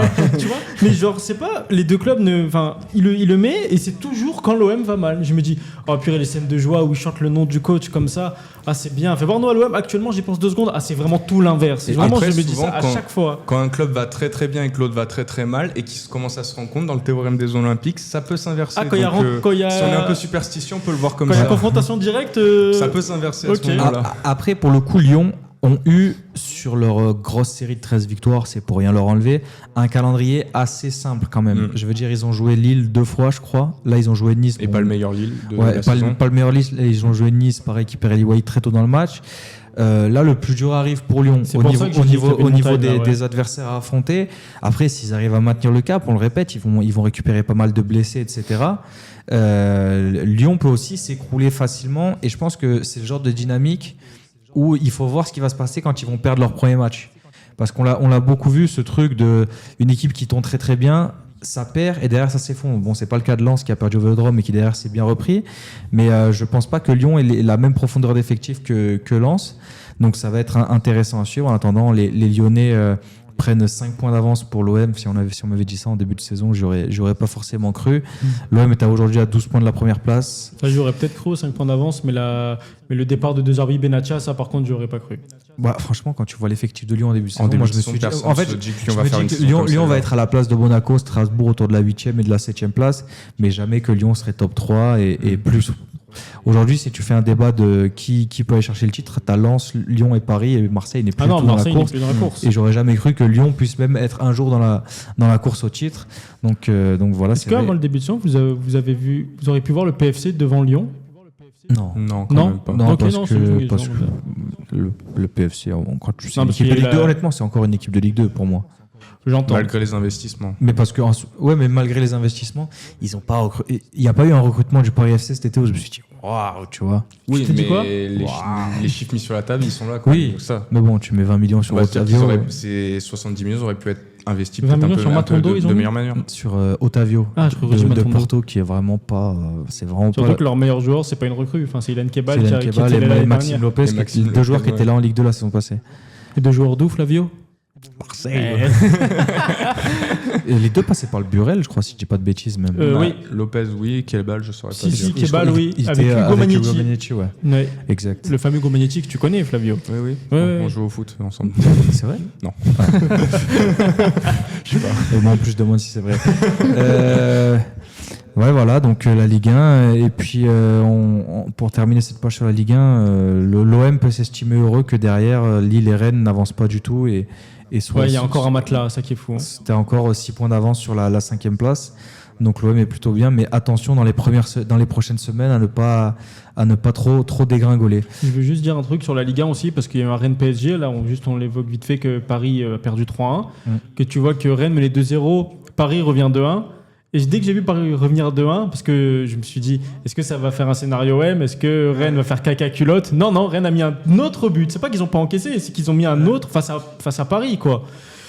Et je me suis dit, ah oui, enfin, comme par hasard, oui, il y a que l'OM qui arrive pas à faire ça. Le pire, c'est que pendant Marseille-Strasbourg, je me suis dit, ça va, Rennes a fait ça, ils peuvent, tu vois, c'est un scénario qui est possible. En fait, quand tu te fais revenir au score, t'es pas obligé d'être égalisé derrière. Tu peux mettre un autre but, toi. Oui, il y a cette possibilité. En fait, j'avais oublié avec l'OM, et au final, non. Surtout que c'est Paris. Il y a qu'une seule possibilité. Surtout que c'est Paris qui revient au score, et Paris réattaque encore plus. Donc Paris qui te martèle en termes d'attaque, même quand t'es une défense du Bayern de Munich, t'as peur. Alors quand t'es la défense de Rennes, avec Alidou Saïdou et Jérémy Jacquet, bon joueur, mais par rapport à celle du Bayern, on repassera.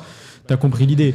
Et surtout que ce qui est fou, c'est que tout l'abattage, le scandale médiatique autour de l'OM qui fait l'une de tous les journaux, ça met un peu de côté ce qui s'est passé du côté du Paris Saint-Germain avec, je crois qu'à un moment, Luis Enrique, il a dit, je vais m'exprimer en espagnol parce que là, c'est trop. La sortie de Dembélé sur Désiré Doué, ouais. Oui, il a dit, il y a des choses. Enfin, il y a un truc que s'il n'y avait pas eu l'OM, Paris aurait fait la une de tous les journaux, mais grâce à Marseille, Paris passe un peu sous les radars en ce qui concerne tout ce qui s'est passé autour du match face à Rennes. Donc, je trouve ça un peu cocasse et un peu marrant pour de mauvaises raisons. Quand il faut faire parler, l'OM est plus ou moins injouable quand même. Hein. Ah non, bah oui, c'est peut-être le club le plus médiatisé de France.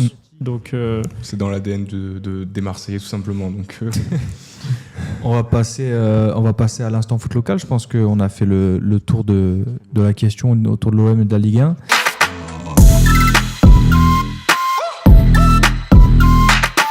Oui. Lucas et Samy qui arrivent au bon moment, je sais pas, mais qui ont raté. Je crois qu'ils sont venus que pour les National 2 et le quiz. Ouais, voilà. c'est leur football.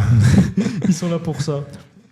Donc on passe à l'instant foot local. Ouais, et on va commencer avec Aubagne qui se relance. Première victoire à domicile depuis le 15 août et première victoire de 2016, 1-0 contre Bourg. 2016 de 2026, pardon, ouais, j'ai reculé de 10 ans. Il a la traîne sur les réseaux, là. On faisait quoi en 2016 ? Il est encore dedans. Ouais, Franck McCourt vient d'arriver à l'OM. Donc, Aubagne qui s'impose grâce à un but de Bentoumi. Bonne rencontre des Aubagnais qui auraient pu mettre plusieurs buts comme depuis quelques rencontres. Et cette fois, ils n'ont pas été rejoints ou dépassés dans les dernières minutes.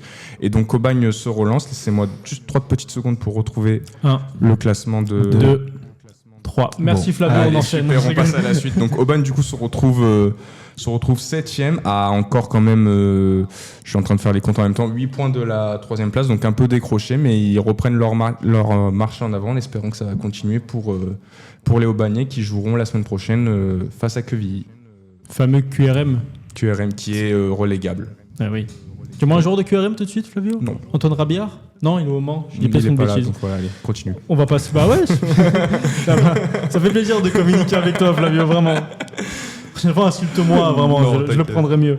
Non, bah là, on va passer en National 2. Il s'est passé pas mal de résultats. Là, cette fois, parce que la semaine dernière et la semaine d'avant, il y avait 3 matchs, après il y avait 4 matchs. Là, il y a tout le monde qui a joué, au moins on est bon. Il y a Cannes qui s'est imposé face à Andrézieux dans un match de MMA où il y a eu un rouge de chaque côté. Donc, il y avait du foot et du MMA, ça faisait plaisir. Fréjus s'impose face au Gol FC. Hier, contre Istres, dans un choc de haut de tableau, c'est les Istriens, ceux qu'on habite à Istres, c'est ça ? Merci Flavio. Qui s'imposent. Il y a eu un Nîmes-Toulon très, très prolifique et c'est toujours la crise du côté du Var. Toulon qui s'incline face à un Nîmes 3-2. Non, pardon. Pardon. Il y a Rousset, c'est la petite surprise. Rousset qui est relégable dernier de N2 qui s'est imposé face à un des leaders de National 2. Comme quoi dans ces championnats, il y a tout le monde qui peut battre tout le monde. Et Grasse Saint-Priest qui ont fait un excellent match avec un score de 0-0. Donc côté classement, Lusitano Saint-Maur reste premier de National 2. Istres, Nîmes et Hier sont entre la 3 et la 6e place. On retrouve hier 6e. Fréjus 9e. Grasse qui est 12e. Et Toulon qui est avant-dernier 15e. À 3 points des non-relégables de National 2. Et Toulon qui a l'air parti malheureusement pour descendre en... Et Nîmes, ils sont combien ? Nîmes, ils sont entre la 3 et la 6e. Ils sont 5e. Okay. Nîmes est 5e. Donc voilà, c'est en haut et en bas du classement pour nos clubs de la région. On va passer en R1 à Sifour. Sifour qui a pris 4-0 face à Mandelieu. Donc comment on appelle les habitants de Sifour, Tom, tu sais ou pas ? Les Sifournais. Les Sifournais qui se retrouvent à la 3e place, à 6 points du leader, avec toujours un match en retard. Mais bon, on est loin du Sifour qui avait la tête du championnat il y a encore quelques mois pour les coéquipiers de Jacques-Alexis Romao, Flavio bien évidemment. On passe à nos amis de l'UAV, l'Union Athlétique Valétoise, qui s'est incliné 3-2 face à Mougins. Donc pas fou là les résultats en régional pour nos amis. Et ils sont actuellement dans le ventre mou de R2, ils sont 7e sur 13, donc ils étaient un peu loin de la relégation, ils étaient remontés vers le podium, là ils sont un peu redescendus. Et là on va passer au Toulon Métropole Futsal, le TMF qui a joué un 16e de finale de Coupe Nationale Futsal contre Besançon. Ils ont gagné 8-1, Toulon, emballé, plié, rangé, c'est dans l'armoire, c'est tranquille. Et avant d'aller en région lyonnaise samedi pour affronter Gol FC et de recevoir le 28 février au Palais des Sports au Montpellier à 16h30. Donc nous on y sera et on essaiera de voir comment ça se passe. Mais ouais, le championnat de futsal va reprendre et on va voir ce que ça donne. Voilà, tout simplement. Il y a eu des féminines ou les féminines n'ont pas joué ce week-end, donc on va fermer cet instant local un peu plus tôt que d'habitude. Bordeaux n'a pas mis de triplé ou quoi, Flavio? Non, c'est bon. À l'entraînement, je crois, elle a été prolifique. la kiné, l'ancienne kiné Oui. du Paris. On l'avait déjà dit la semaine dernière ou pas? On a déjà dû l'évoquer dans une émission, mais oui, Mathilde Bourdieu qui, à l'époque, quand elle jouait au Paris FC, faisait des études de kiné et était en stage justement au sein du staff du Paris FC. Chez les pros, parce que la Ligue 2, c'est encore les... Juste, je regarde un message de Romain qui me demande combien est Dijon au national. Ils sont deuxième à 1 point du leader Rouen. Voilà, c'était juste pour mentionner à notre ami Robin du chat qui demandait combien Dijon était. 10e à 2 points. Deuxième. Ah, Deuxième. à 10 points. Deuxième à 1 point. Ah, quoi, j'ai entendu Soit c'est 10. moi qui. Non, soit c'est moi. Non, c'est soit moi. c'est moi, mais ouais, voilà. Donc voilà, bon, y a pas de souci. Je lâche les résultats comme ça pour ceux qui me demandent dans le chat. Tu drops les résultats. J'ai les résultats de Flavio en D2 si tu veux. De quoi? J'ai les résultats de Flavio de ce dimanche. T'as fait combien, Flavio? Un partout. Ok, merci. Un partout, on reste premier non relégable. Ouais, bah c'est vrai que c'était un match difficile. Il part en conf d'après Nous, on n'a match. pas joué Hein à cause de la pluie. Ah ouais, il y avait tempête dans le Var? Bah, le match a été annulé. Et bon, après, il y a eu un autre truc. Il y a eu une petite erreur au niveau de la FFF. Comment ça? Pourquoi? En gros, je sais pas, c'est pas la secrétaire du club qui a mis le mauvais stade. Et du coup, on n'a pas pu jouer parce on a perdu par forfait. Parce qu'en gros, il y avait marqué le nom du mauvais stade et du coup, ça marchait pas. Ah, mais du coup, vous n'avez pas perdu par forfait, le match n'a pas joué tout court. Oui, mais en gros, ça nous a compté une défaite. Ah, ok, d'accord, En oui. fait, erreur d'administration. Nous, on s'entraîne sur un demi-terrain, donc on aurait joué le match sur un demi-terrain, donc ça marche pas, tu vois. Ah, 22 joueurs sur un demi-terrain. Ouais. Ça donne envie. Hein. Ouais, franchement, c'est les joies du football amateur. Hein. Mais toi, t'es un joueur de national, toi, tu mens. Fut un temps, oui. Fut un temps, t'étais un national. On n'a pas fait la partie sur le Tour d'Europe, on l'explique un peu quand même parce que il n'y a pas eu de première ligue ce week-end. Ouais. Et on voulait. Puis en fait, il n'y avait pas vraiment de match intéressant. On peut rapidement parler de Juventus Inter qui a été une victoire des Interistes. Qui reste en tête. Hein? Qui reste en tête. Qui reste en tête. Le Barça et le Real qui gagnent. Et voilà. Mais le Barça, il joue actuellement. il joue demain ou actuellement? Oui, Demain, pardon, le Barça qui n'a pas gagné exactement. Le Barça qui jouait ce soir. Donc il n'y avait pas vraiment trop d'actu au niveau du football européen. Encore plus en première ligue. On sait que nous, c'est un peu le championnat qu'on suit le plus assidûment. Et voilà. Et donc on va directement retourner vers l'Olympique de Marseille parce que voilà, c'est la suite logique.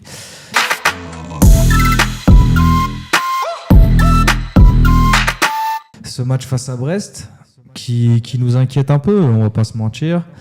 Brest, ça va beaucoup mieux ces derniers temps. Là, ils sortent d'une victoire à domicile, si je dis pas de bêtises. J'ai l'impression que Brest, c'est une équipe qui joue tout le temps à domicile.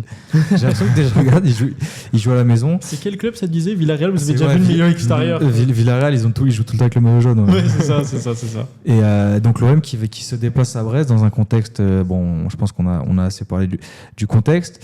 Un match qui va pas être facile, sachant que l'OM ne sait toujours pas qui sera sur le banc. Et j'ai envie de vous poser une question. Est-ce que selon vous, l'OM aura un nouveau coach d'ici le match face à Brest?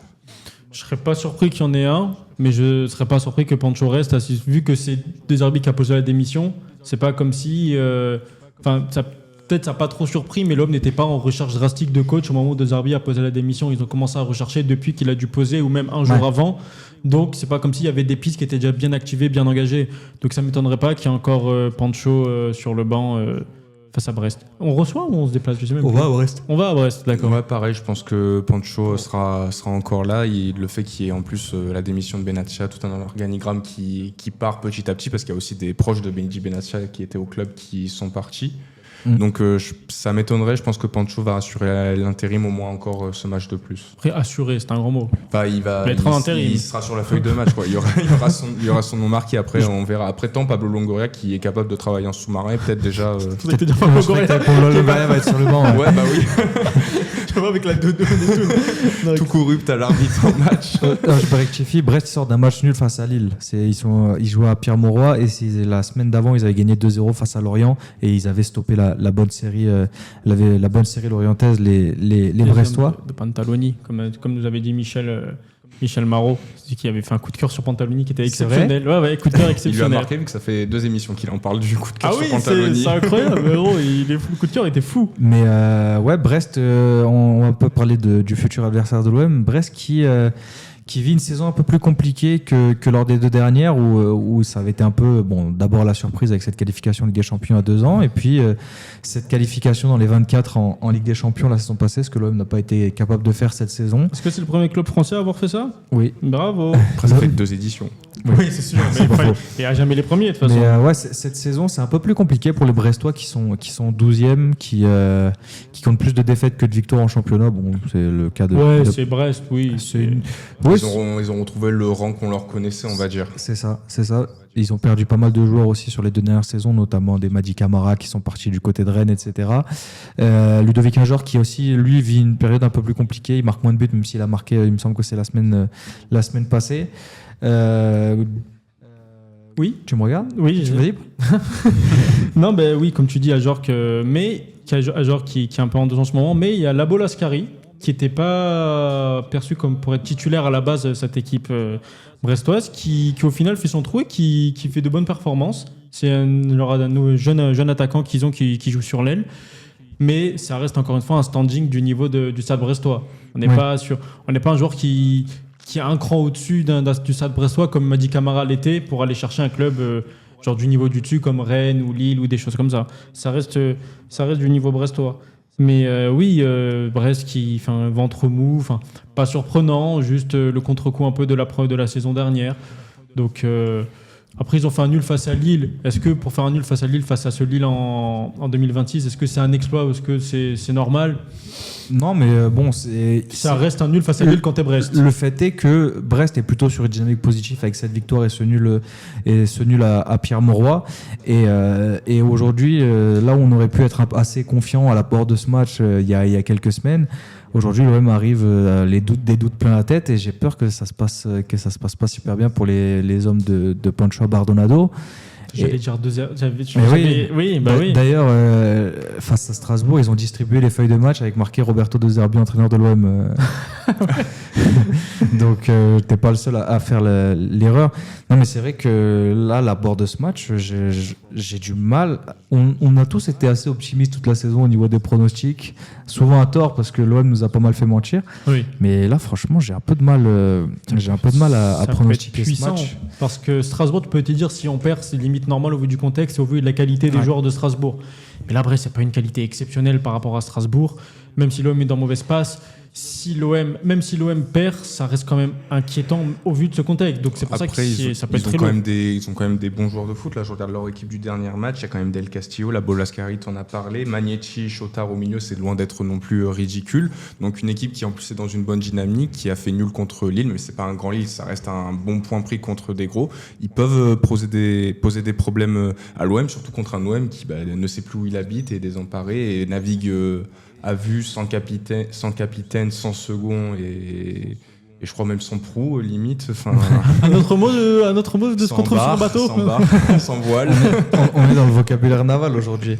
Ça tombe bien, on va jouer les pirates brestois. Oh là là, la transition. Non, t'as un mec chaud. Mais en tout cas, non, en vrai, là où ça va être important pour l'OM, c'est que ce match, il est quand même assez vital pour ta saison parce que autant là t'es à 5 points à 2 semaines de recevoir Lyon et Lyon qui va jouer Strasbourg n'a pas l'assurance de gagner, mais si tu te retrouves à perdre face à Brest et devoir jouer Lyon la semaine prochaine en étant à -8, que potentiellement Rennes et Lille reviennent à 2 points ou à 3 points de toi, c'est à la 3e place, tu peux le dire adieu. Ça peut être très très très chaud pour l'Olympique de Marseille qui, on va le répéter, mais a les armes. Normalement, avec l'effectif que t'es censé pouvoir gagner contre n'importe qui. B presque, oui. T'as les armes, c'est ça qui est encore plus frustrant. Mais l'OM va devoir changer son approche et Pancho Bardonado le premier s'il est encore sur le banc au moment de ce match, parce que si tu abordes le match comme tu as abordé Strasbourg, je pense qu'on a tous vu le même match, les 15 premières minutes de l'OM elles sont dramatiques. Honnêtement, tu avais 11 cadavres sur le terrain, c'était assez compliqué. Il y a eu du mieux, ce but de Mason Greenwood, on sent que ça a quand même ça a vraiment libéré. Ça a libéré les joueurs, mais derrière tu joues au Vélodrome Strasbourg, tu as eu l'impression d'avoir aucune maîtrise, quoi. Franchement, sur la face à un Strasbourg qui était pas fou hein. C'est pas un Strasbourg Rosenior Prime qui jouait vraiment super bien au football, le Emega qui te fait des trucs de fou. Bon, il était pas là, mais justement, c'est pour parler de ce beau truc de Strasbourg. Oui, c'était pas un Strasbourg exceptionnel, Et l'OM, quand on a marqué, comme on l'a dit, était beaucoup mieux avec le ballon. Mais surtout qu'on marque sur une erreur sur des erreurs de relance. On marque pas sur une action bien construite, but. Après, c'est un but, on prend, on s'en fout. Oui. Vraiment, il a mis contre ses cages, le goal fait en faisant exprès, on s'en fout, on signe. Mais ça reste quand même, on va pas dire alarmant, mais ça reste grimaçant de voir que tu t'en sors grâce à ça pour marquer des buts face à Strasbourg. Puis il y a aussi peut-être on va dire il y a quelques semaines ça aurait été un malus, mais là c'est plus un avantage. L'OM jouera à l'extérieur, donc sans la pression qui serait sûrement négative du Vélodrome. Ah, attention à Francis Donc, Leblay, Flavio. Attention. Oui, bon, ça y est, leur stade de 5000 places là. Ah ouais, Je sais pas exactement, mais c'est vraiment, 5000, c'est c'est vraiment pas dramatique. gros. Bah, ils ont pas pu jouer la Ligue des Champions chez eux, donc. Ils l'ont joué où? Roudourou? Je crois qu'ils ont joué la phase de poule à. Non, ils ont joué tout au Roudourou. Je crois qu'ils Ouais, ils ont tout joué au C'est Roudourou. Guingamp, Roudourou? Ouais. Ok. Donc, Folie. Il y a plus donc, de place au Roudourou que d'habitants dans la ville de Guingamp. Ah ouais? Ouais, c'est une Purée. anecdote. Non, Voilà. non, mais. comme Je sais. à Lens, je crois, où c'est à peu près équivalent avec c'est les possible. supérieurs. Mais du coup, oui, ça sera un avantage de ne pas avoir tous ces sifflets ou ces virages vides où dès que les noms soient appelés, 60 000 sifflets sur soi alors Ouais, il y qu'on aura joue à peut-être- domicile. Il y aura peut-être ça en moins et que les joueurs vont peut-être, en voyageant, pouvoir un peu s'extirper de ce contexte, se rassembler ensemble et aller chercher Il y a des un banderoles en résultat déplacement? positif. De quoi? Il y a des banderoles en déplacement qui se font? Bah oui. Bah, il y en a, Oui, mais tu ça, peux. ça reste dans un petit Ouais, parc ça fait- dans le ça- carré. Donc ça c'est- fait la règle de la Après, table. le parcage de Brest est plutôt grand, il prend une bonne partie de la tribune, Après, est-ce que du beaucoup virage. de supporters marseillais vont vouloir faire le déplacement? Ça, c'est autre Je chose. sais. Bah, j'ai les Déjà, billets. Est-ce qu'ils sont autorisés? Il y a cette question. Mm. Après, si on doit. De quoi? Oh, c'est nul. Les déplacements, interdire les déplacements. Ah supporters, oui, des c'est trucs nul. comme ça. Il m'a dit- il a soufflé comme si c'était de ma faute. Oh, fais chier, toi. Ton info, l'info vient de Euh, toi, du coup, c'est source, toi. Ce qui est plutôt positif et ce qui est censé notamment donner un peu de confiance aux Marseillais, c'est que les dernières rencontres face à Brest se sont plutôt très très bien passées. Les 3 derniers matchs face à Brest, c'est 5-1 là-bas, 4-1 à la maison et 3-0 au Vélodrome. Après, c'était sous Roberto De Zerbi. C'était d'ailleurs son premier match officiel avec l'Olympique de Marseille, c'est 5-1 sur la pelouse Ah, de ce match Brest. de fou, ouais, match de fou, je m'en But souviens. oui, but d'Eli Wahi, doublé de Mason Greenwood, etc. Et même Minarit encore. Et l'OM a clairement l'avantage psychologique, technique. Enfin, on est inquiet par rapport au contexte et à la situation, mais normalement, il n'y a aucune raison pour que l'OM n'aille pas au moins faire le jeu là-bas. Du moins, en termes de qualité, d'effectif, de niveau de football, non. En termes de football pur, comme ils disent. non, c'est pas vrai. Mais oui, en termes de niveau de football, t'as pas le droit de te faire manger, on va dire, par Brest. T'as pas le droit. Non, t'as pas le droit. Et moi, j'ai envie de vous poser une question. Est-ce que, Pose-nous. selon vous, Roberto Abardonado, Pancho Abardonado repart avec le même 11 que face à Strasbourg en allant jouer à Brest?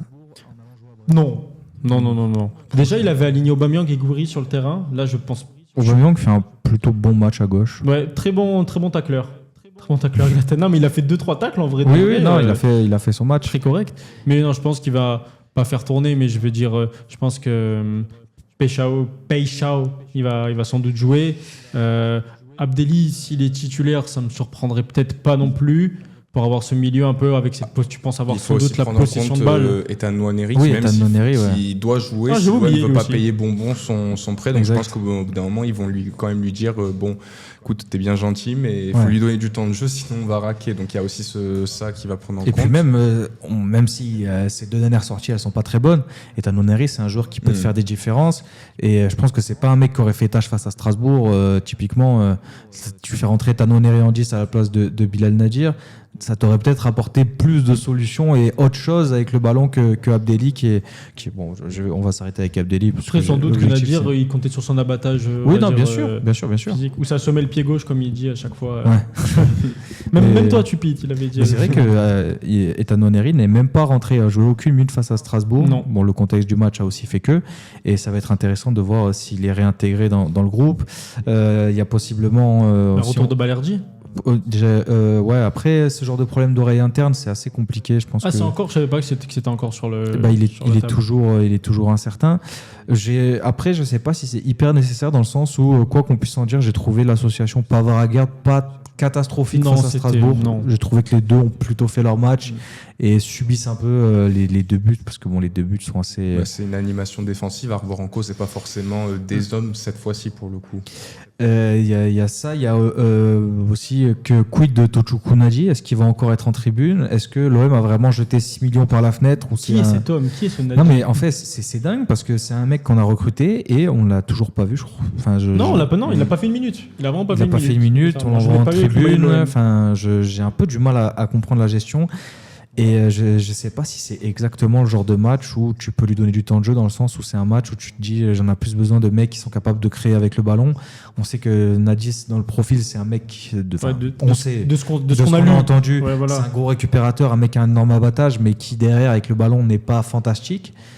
J'ai peur pour lui que ça s'en... Enfin, en fait, je n'arrive pas à voir un monde dans lequel il joue, parce que si c'est dans ce style de profil, c'est un peu à la Vermieren. Et est-ce que tu ne signes pas Nadji dans le sens où tu te dis, sous De Zerbi, Vermieren est complètement mis à la cave et il te faut un vrai récupérateur de ballon? Sauf que là, les cartes sont rebattues. Et si, sans avoir vu, si tu me laisses le choix entre Vermieren et Tochukwu Nadji, je vais donner la priorité à Vermieren également. Oui. On va voir. En fait, j'ai du mal un peu à comprendre l'animation au milieu de terrain. Il y a Quinten Timber que j'ai hâte de revoir. Pour le coup, lui, Timber, il va être titulaire. Non, bien sûr qu'il sera titulaire. Et si on peut reprocher des choses à Benatia, c'est un très bon coup d'être allé chercher Quinten Timber pour 5 millions. Je pense que tous les supporters, tu comprends tout de suite les courses progressives vers l'avant, même le travail à la récupération. Je sais pas ce que vous en pensez, mais moi, je suis vraiment un grand fan de Quinten Timber. Toi, Flavio. Grand fan, peut-être pas jusque-là, mais oui, il a apporté des choses qu'on n'avait pas souvent vues dans ce milieu de terrain marseillais. Donc oui, pour moi, ce serait bien de le revoir. J'aimerais bien un peu aussi revoir Vermeeren, parce que c'est un joueur qu'on a quand même pas mal aimé, qui même s'il a été jeté à la cave, on a quand même vu de très bonnes qualités avec le ballon et aussi à la récupération. Donc j'aimerais bien qu'on lui redonne un peu sa chance maintenant que Roberto De Zerbi n'est plus là. Donc j'aimerais bien un peu le revoir. Pour moi, un milieu de terrain Abdelli, Timber, Vermieren et Højbjerg, tu peux pas faire beaucoup mieux aujourd'hui à l'OM. Et ce serait... Mais du coup, tu partirais avec... Jouer en 4-3-3. Mais avec 2-8 et un 6 ? Ouais. Et en 6, tu mets qui? Vermeeren? Vermeeren en 6 avec Timber, peut-être Højbjerg en 6 et enfin Vermeeren, Timber un cran en au-dessus. tous les cas les trois hyper permettent, c'est des milieux de terrain, je pense que c'est des joueurs intelligents qui sont capables de le faire, quitte à retirer un numéro 10, avoir vraiment une vraie assise au milieu de terrain, parce que c'est ce qui nous a beaucoup manqué cette saison, et possiblement et Kondogbia, tu le mets où? Sur le banc avec Nadji en tribune. Ouais. Non, mais c'est vrai que il va y avoir, pour le coup, c'est intéressant parce que d'un point de vue vraiment curiosité de l'extérieur, c'est une nouvelle saison qui démarre pour l'OM et peut-être des nouvelles occasions pour des joueurs. Et on va voir maintenant, il y a le point d'interrogation en chaque match. Là où avant avec De Zerbi, bon, tu as eu une composition par match, mais bon, tu voyais plus ou moins dans quel sens ça allait. Oui. Là, il n'y a pas une compo par match, je ne veux pas dire que tu changes à chaque fois le 11, tu n'as juste peut-être pas un joueur qui est au même poste, il y a juste 2 changements sur 11, mais ça reste quand même une nouvelle compo. Mais il ne faut pas croire que les 11 joueurs changent à chaque fois, c'est pas vrai. Donc on va voir, pareil, CJ Egan Riley que tu as recruté cet été. Ouais, lui aussi, que tu vois. Énorme prospect anglais, il a vainqueur des euros, vainqueur de l'Euro Espoir avec l'Angleterre. Où ils ont fait. Je crois vainqueur de l'Euro. Ça. Après, il a été beaucoup barré par la concurrence et des mecs beaucoup plus expérimentés et affûtés à ce poste, surtout qu'il n'a pas non plus démarré la saison pas de la meilleure des manières. De la meilleure des manières, malgré des qualités évidentes qu'on avait pu voir chez lui en match de préparation. Et puis sans doute, on rappelle qu'il vient de la D2 anglaise, même si c'est un championnat quand même très plus costaud que les autres D2 d'autres pays. C'est un joueur qui doit encore s'adapter à la Ligue 1 pour pouvoir peut-être l'année prochaine performer. Il faudrait seulement qu'il joue. À l'entraînement déjà, je pense qu'il est dans une année complètement de transition, et je pense que l'été prochain, avec les matchs de prépa, s'il part pas, parce que c'est aussi une possibilité, on sait l'habitude que l'OM a de dégager très vite les joueurs quand ils ne performent pas de suite. On verra peut-être l'année prochaine le vrai Egan Riley. C'est ça qui est dur, c'est que les Egan Riley, ils sont à la porte. Parce que peut-être question de niveau, mais aussi par rapport à ce qui passait au match de Lyon qui prend rouge, même si c'est pas nécessairement sa faute non plus. Vermeeren aussi qui a pris rouge. Bon là c'est sa faute, il envoie un tacle, il a failli lui casser la jambe. Ouais mais bon, si tu envoies un mec au placard dès qu'il prend carton rouge... Non justement, je veux pas, c'est ça que je reproche, c'est que de mec placard carton rouge, Pepe Ramos il y aurait eu 4 matchs dans la saison quoi, et puis pas plus. Après pour Vermeeren, ok, j'avoue que je trouve ça un peu injuste. Pour Egan Riley, je pense qu'à son poste pour l'instant il y avait tout simplement meilleur que lui, et que lui donner du temps de jeu. En plus quand on sait comment l'OM a été instable toute la saison, c'était un peu compliqué pour le coup surtout en de défense le faire centrale, jouer, surtout à un poste aussi important, et surtout que en plus Egan Riley n'a pas non plus une polyvalence de pouvoir jouer à droite ou à gauche sur la défense pour dépanner. Après Pavard qui soit à droite, je préfère. Oui, c'est sûr, mais bon. Pavard a des, on va dire, des références et des saisons à ces postes-là, et Gaël Raleigh, pas encore. Mais c'est vrai que tu as quand même eu tout au long de cette saison des rétrogradations et des mecs qui ont été placardisés pour on ne sait quoi. Et pour peu. Typiquement, si on prend l'exemple de Benjamin Pavard, j'ai l'impression que CJ Gaël Raleigh, il n'a pas coûté plus de points à l'OM que Benjamin Pavard cette saison. Et pourtant, dans la différence de traitement, il y a un monde, c'est ce qu'on disait tout à l'heure, par rapport à Roberto De Zerbi, faible avec les forts et fort avec les faibles. Mais bon, aujourd'hui, Roberto De Zerbi, il n'est plus là, c'est Jacques Abardonado. Et je pense que, pour le coup, s'il y a un mec qui doit bien connaître cet effectif, c'est lui.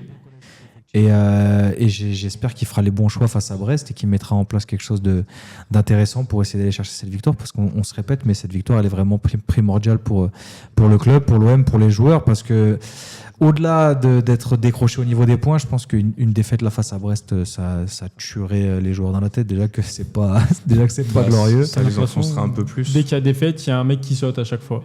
Genre là, s'il y a défaite, c'est Longoria qui saute. Tu vois, le prochain match, il va y avoir un tel qui va sauter. Enfin, à la fin, ça va être un five. Il va y avoir 5 joueurs, on va pouvoir faire des fives, ça va être bien. Sinon, c'est dramatique. Mais oui, cette victoire te coûterait des choses très très fortes dans la tête et comptablement aussi. Et surtout que c'est une équipe qui est vraiment à ta portée. Après, faut se remémorer, faut essayer encore d'être le plus froid possible et de se dire qu'il n'y a rien de fait encore dans ta saison, que de prendre ce match froid. Tu es encore en course en Coupe de France et pour une Ligue des Champions. Une Ligue des Champions, je pense qu'une qualif directe et une Coupe de France, je pense que n'importe qui au début de la saison signe, même avec les nombreux échecs qu'il y a eu. Donc, faut prendre du recul et essayer de pas trop s'affoler sur l'OM, attendre le match qui va être fait, le préparer sérieusement et voir ce qui va venir, essayer de mettre le plus de distance avec tout ce qui s'est passé récemment, même si on sait dans un club comme l'OM, c'est assez compliqué. C'est assez compliqué. Je vais vous demander votre pronostic pour ce match, parce que bon, on est quand même obligé c'est fou, on en parlait un peu avant l'émission, mais on a quand même l'impression qu'on a perdu. Il y a une flamme qui est partie quand même sur cette saison où il y avait beaucoup d'espérance. Ah, en tant que supporter de l'OM, tu veux dire c'est un projet qui s'arrête complètement, un projet pour lequel les supporters se sont beaucoup enflammés, on attendait beaucoup. Enfin, Roberto De Zerbi, un des entraîneurs les plus prometteurs qui vient, Benassia qui arrive, ancien grand joueur qui en plus a fait de très beaux coups sur le mercato. On a vu Rabiot, il y avait Vermeeren qui était une bonne idée. Enfin, on va pas les énumérer, il y a eu pas mal de bons coups. Et de voir tout ça s'arrêter subitement, alors que encore une fois t'étais pas super bien, mais t'étais pas non plus catastrophique. Il y a un juste milieu et des nuances à avoir. Voir tout ça s'arrêter, c'est sûr que ça casse un truc dans ta saison et dans la passion qu'on peut avoir pour l'Olympique de Marseille. Bien sûr que c'est un truc qui se brise pour les supporters qui avaient encore une fois énormément d'attentes, à savoir être deuxième à un point du premier, être encore en Ligue des Champions, bon ça à juste titre d'un côté au vu de comment ça s'est déroulé, et être encore en Coupe de France. Donc c'est des choses que oui, c'est un énorme coup de massue sur la tête des supporters, et oui, tu perds cette flamme tu crois au projet, comme l'OM à chaque fois te donne des raisons d'y croire sur les matchs ou même sur la saison, et il y a tout qui se casse la gueule à la fin, et tu as monté de 10 étages, tu redescends de 30 étages, et peut-être la première, tu es complètement sonné, ils en ont marre les supporters, et ça se comprend. Et ça se comprend que cette flamme aussi puisse s'éteindre, en mode c'est pas possible. L'OM, les supporters n'ont pas le droit au bonheur, façon de parler, parce que on n'est pas, tu supportes pas le FC Metz. Bon, pire, tu vis des montées en Ligue 2, en Ligue 1 avec le FC Metz. Hein ? Un problème avec le FC Metz ? Toi, t'en as plus qu'un de problème avec le FC Metz. Donc non, c'est compliqué, c'est sûr, mais ouais, la petite flamme qui s'éteint, mais ça reste, encore une fois, on n'est pas 14e de Ligue 1. Ça sent le roussi très fortement, mais il n'y a pas le feu. Donc il y a encore de belles choses à aller chercher et l'OM en est capable. Et pour le prono, du coup, vu que... c'est la base de la question. Vous avez bien divagué. J'essaye de rebondir. Pour le prono, on a quand même une victoire de l'OM et 1-0. 1-0 ou... Non, pas 2-1 parce qu'il y a 2-1, on ne gagne pas. Donc 1-0. Ouais, 1-0. Ouais, on va dire... non, allez, on va essayer d'être optimiste malgré les temps un peu compliqués. Une victoire 2-0 ou 1-0, on tient et sur la fin, on met le deuxième but pour plier le truc. Deuxième but est à la 91e, parce que s'il est avant, je crains la remontada. Moi, j'ose croire que tu as une équipe qui est largement supérieure à Brest et que tu vas les fracasser. Je pense que tu peux gagner 4-1 ou 3-0. C'est un match qui est assez à ta portée. Vous avez aussi fait les pronostics OM-OL. On le garde pour la semaine prochaine, mais de toute façon, Marseille va gagner face à Lyon et va recoller à l'Olympique Lyonnais. Par contre, j'ai aucun doute sur le fait que l'OM gagne face à Lyon au Vélodrome. Ah ouais, je l'acte maintenant, je le dis. On va les taper à la maison, ça y a aucun problème. J'ai plus peur d'aller jouer à Brest que de recevoir Lyon au Vélodrome parce que Lyon est une petite équipe. Il commence. Non, en vrai, non, voilà, je pense en fait, je crois que je suis pas objectif. Je crois que je suis juste pas objectif et faut vivre avec, hein, c'est pas grave. Non, mais On s'y fait. Non, j'imagine, je vois l'OM quand même l'emporter face à Brest parce que pour moi, l'écart de niveau intrinsèque entre les joueurs est trop important et j'espère quand même qu'on sera rapidement réglé sur cette histoire de coach parce que bon, c'est bon quoi. Tu veux plus voir Pancho, toi? Pas je veux plus voir Pancho, mais j'ai enfin envie qu'on passe à autre chose, qu'on ça y est, on tourne la page. Ouais, Ok, il y a eu toute cette merde, c'est passé, mais maintenant il faut que l'OM aille de l'avant et tourne la page définitivement. Et je pense que ça passera par ce nouvel entraîneur et commencer à engranger enfin des résultats. Et j'espère que ça commencera dès ce week-end face à Francis. Face à Francis. Immédiatement face à Francis, s'il te plaît. Non, face à Brest. Et non, Lucas, il y aura pas d'Habib Bey, il y aura pas de. Je pense pas qu'il va venir. On en parlait tout à l'heure. Tu saurais si tu étais là, mon ami. et voilà. Non, je pense que voilà, il va falloir passer à autre chose, rapidement tourner la page et l'OM va entamer sa marche en avant dès ce week-end face à Brest et pas face à Francis. S'il te plaît. 11 joueurs face à Francis. 11 joueurs juste face à Francis. Force Francis. Et nous, on va passer au quiz. Vu que Lucas est dans le chat, je passe ce petit message. Bravo. D'avoir stoppé la streak de l'immense Mans. De quoi? Comment ça? Montpellier a battu Le Mans. Ah ok, et Le Mans ils étaient sur une série de victoires? Le Mans ils avaient perdu depuis 4 mois je crois. Ah ouais, ok, autant pour moi. Ok, je savais pas du tout. Un gros match du MHSC, je sais même pas combien. C'est pas quand Yanis Issoufou il a le trophée d'homme du match qu'on a vu le jeune de Montpellier. Il va peut-être me confirmer, Lucas. Yanis Issoufou, c'est la jeune pépite de Montpellier. Mais c'est là où il reçoit le trophée d'homme du match. C'est sur ce match-là, sans doute, j'imagine. Parce que j'ai vu un extrait sur les réseaux. Yanis, c'est ça. Non, il y a Nicolas Pays, Simon Ngapon Douanbu dans les cages de Montpellier. Comment tu dis?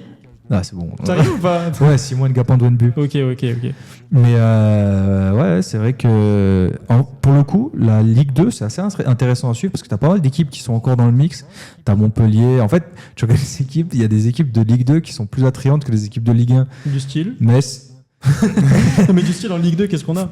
Montpellier, Saint-Etienne, c'est pas mal. Il y a Dunkerque qui, je crois, joue très bien depuis Dunkerque joue mieux. Alors qu'ils ont perdu Yacine Jessim. Je sais même plus c'est qui le premier. Attention, il y a 3, même si c'est un peu moins bien en ce moment. Mais ça joue. Non, franchement, il y a des trucs. Même, je crois que c'est pas. T'as plusieurs. Enfin, des gros noms, quoi. Oui, t'as des clubs de Ligue 1 en Ligue 2. Saint-Etienne, Montpellier. Je préfère avoir Saint-Etienne, Montpellier en Ligue 1 que Metz. Un autre exemple que Metz? Non, que Metz. Non.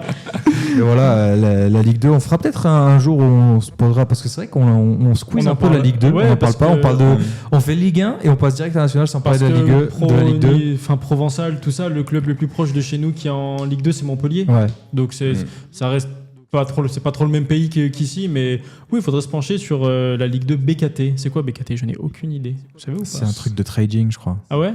Ok, d'accord. Ligue 1 McDonald's, Ligue 2 BKT. Mais du coup, promis, Lucas, on parlera un peu plus de la Ligue 2 et du MHSC. Giovanni Versini à Pau. Attention, bon joueur, oui, c'est vrai, il est à la Belle je crois. Ouais, c'est vrai. Et nous, on va passer à quiz. À quiz. On va passer à quiz. À quiz. On vous espère, on vous attend un peu fort dans le chat là parce que va falloir battre les deux chroniqueurs qui vont être en face à face. Je retourne le téléphone, j'enlève le chat. Attends, même j'avais prévu que cette émission allait être un peu plus courte, que du coup il y a un peu plus de questions. De questions. Et on n'oublie pas, il y a un full quiz qui va arriver à l'UAV fin de saison là. J'espère. Il faut que ça s'organise. Je sais pas où ça en est avec le patron, mais c'est en cours.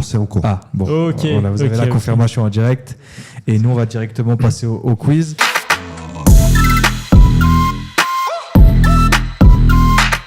Je vais rajouter une question, mais ce ne sera pas une question, c'est vous allez devoir trouver le point commun entre les 3 premiers joueurs, et voilà, c'est juste ça. Non, tant mieux, c'est bien, ça rajoute un point commun, vrai point commun, ou point commun dans ta tête? Point commun, mais je veux pas donner trop d'indices, mais je vous dirai après. Okay. Ce qui est énorme, c'était ils ont juste joué en première ligue. Très large. Est-ce que vous êtes prêts? Vas-y. Allez. Personne n'a les téléphones, on est prêt. Juste. Ah oui, il faut que tu comptes les points. Le score, parce que la dernière fois, c'était un peu à la zob. Belle émission lyonnaise avec Zach Nani à la Zub. T'es au courant, Flavio, j'imagine. C'est un vrai truc? Oui, c'est un podcast qu'il a où il parle l'actualité de Lyon avec Yanis Yemi du WFC. Il y a qui? Il y a Charlie M, un tweetos sur Lyon. Sofiane et tout, et Hugo Guillemet. Non, oui, c'est bon, je vois. ALZ, ça s'appelle, mais oui, à la Zub, Ok. Pélo, Patrick. C'est parti. On commence avec le premier qui suis-je. Né le 18 août 1980 à Buenos Aires, je débute ma carrière en Espagne du côté de la Castilla de Madrid en 1996. Après 2 ans en Espagne, je rentre au pays en rejoignant le CA Independiente pour un prêt qui s'étendra sur 3 saisons et où je m'impose comme un des joueurs à suivre du championnat argentin. Le Real me prête ensuite pour une saison supplémentaire à River Plate cette fois, où je réalise un excellent passage avant de revenir à Madrid en 2002. Au Real, je joue une bonne 60aine de matchs sans jamais vraiment faire l'unanimité et je fais mes valises pour rejoindre le club qui marquera ma carrière, l'Inter Milan. C'est avec ce club que je vais tout connaître. Zanetti? Non, vainqueur de Ligue des Champions, capitaine, etc. En 2014, après 10 ans de bons et loyaux services, je rejoins Leicester pour une saison avant de filer à l'Olympiakos où je prendrai ma retraite en 2017. C'est pas Cambiasso? Esteban Cambiasso, milieu de me terrain rappelais plus, international purée. argentin. Oui, Aux je 52 l'ai. sélections, je suis Esteban Cambiasso. Je l'avais absolument pas. Si, le chauve, Flavio, le milieu de terrain. Oui, mais. Ah, avec d'accord, la oui. bio. Non, je n'ai jamais entendu. 1-0 pour Romain. On se rappelle Michu ou Michou, le joueur. Ouais, il avait Michu, pas, ouais. il avait pas Flavio. Oui, tu le vois, connaissais je pas. t'avais détesté à ce moment-là. Je me rappelle plus ce que j'avais fait. Si. Tu peux le refaire? Moi, je me rappelle. Non, non. On est parti avec la deuxième question. Il l'avait dans le chat, juste? Ouais. Ouais. mais Lequel bon. avait. Né le 2 janvier 1968 à Marseille, je débute chez les pros un peu sur le tard à 22 ans du côté du Stade Lavallois en 1987. Benassia? Non. Après, 68, Flavio, Ouais, il est né en 68. 68, c'est normal. 68? ouais. Oui, J'ai il pas- débute en 87. Ouais. Après avoir évolué au Sporting à Toulon hier, puis du côté de Meaux en amateur, je rejoins le RC Strasbourg en 1990 et c'est en Alsace que je me révèle. Après 6 ans au Racing et plus de 200 matchs, je fais mes valises pour Chelsea où je deviens l'un des tout meilleurs défenseurs de Première Ligue lors de mon passage. Mais après 5 ans chez les Blues, ma place est menacée et je décide de revenir chez moi à l'Olympique de Franck Marseille. Non. À l'Olympique de Marseille pour 2 saisons. Titulaire indiscutable à l'OM, je récupère même le brassard avant de partir au Qatar en 2003 à Al Sadd puis à Al Wakra où je termine ma carrière en 2005. Champion du monde avec les Bleus, défenseur central. Le Le Boeuf. Sailly? Franck Le Leboeuf, bœuf. défenseur central aux 50 sélections. Je suis Franck Leboeuf. Après, il y avait juste. J'ai fait une pub de fou qui passe tout le temps sur YouTube. On l'a tous su rapidement. mais bon, c'est ça. Il avait aussi. Je vais demander à chaque fois. Il avait dans le chat aussi, j'imagine. Qu'est-ce l'avait que pas. tu caches Oui. sur ton sourire? Ouais, il l'avait. Franck, vendez votre voiture. Et oui, c'est ça. En fait, il a dit vendez votre voiture et j'ai même pas capté. Je me suis dit, mais qu'est-ce qu'il raconte? Surtout qu'il Ok, commence la ok. pub. Salut, c'est Franck Leboeuf. Ouais, c'est vrai. C'est exceptionnel. C'est parti, on est parti avec le troisième qui suis-je. Ça fait 2-0 pour Romain. Né le 7 août 1999 à Avalon, je débute ma carrière en 2018 du côté de l'Estac. Annoncé comme l'un des gros espoirs du centre de formation troyen, je connais plusieurs sélections dans les catégories jeunes de l'équipe de France jusqu'aux espoirs. Après 1 saison et demie dans l'Aube, je rejoins Brentford en Championship et j'aide le club à remonter. Mbemo. Brian Mbeumo. Mbemo. C'était Tu sais facile. grâce à qui? Non. Grâce à Samy qui est dans le chat. Ouais. Parce qu'il m'avait dit qu'il avait pris Mbemo sur FM en carrière, je sais pas quoi. Il est parti le chercher à 3. Ok. Et du coup, c'est pour ça que je l'ai. Ah non, je n'ai aucun mérite. Je ne savais pas. J'ai essayé de vous piéger en parlant de l'équipe de France jeune. Parce Mais- qu'il jouait avec Ouais, maintenant, les il A est- du Cameroun, mais Cameroun. voilà, c'était Mbeumo. Brian Mbemo. Grâce à Samy. C'est grâce à lui que j'ai un peu Uniquement plus. grâce à Samy.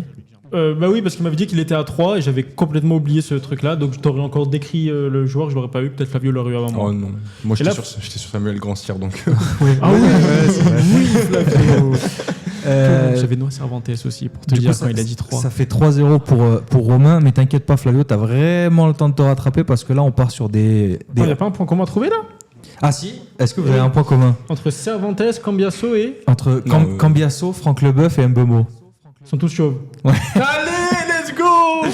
En vrai, au début t'as dit le chauve là, et je dis... Le chauve quand j'ai dit ça. En gros t'as dit... Pour mais Cambiasso T'as fait Cambiasso, mais si, le milieu, le chauve là. Et j'ai fait...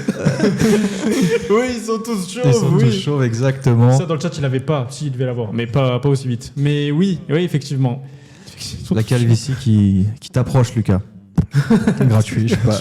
On va partir sur 4-11 manquants à Wow. deviner. Et franchement, les gars, c'est pas simple. Donc, il va falloir creuser chauves. Donc c'est ok. dans vos cerveaux.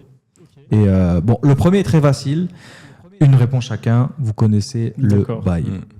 Je vais vous demander le 11 de l'Espagne en finale de la Coupe du Monde 2010. D'accord. Flavio a commencé parce qu'il est derrière. Ok, Casillas. Ça m'étonne. Puyol. C'est good. Xabi Alonso. C'est good. Arbeloa. No. Je sais pas qui- Iniesta. Oui. Xavi. Oui. Ils avaient que des milieux, putain. Villa. David Villa, c'est bon. T'as dit 2010, hein? Ouais. Busquets. Ouais.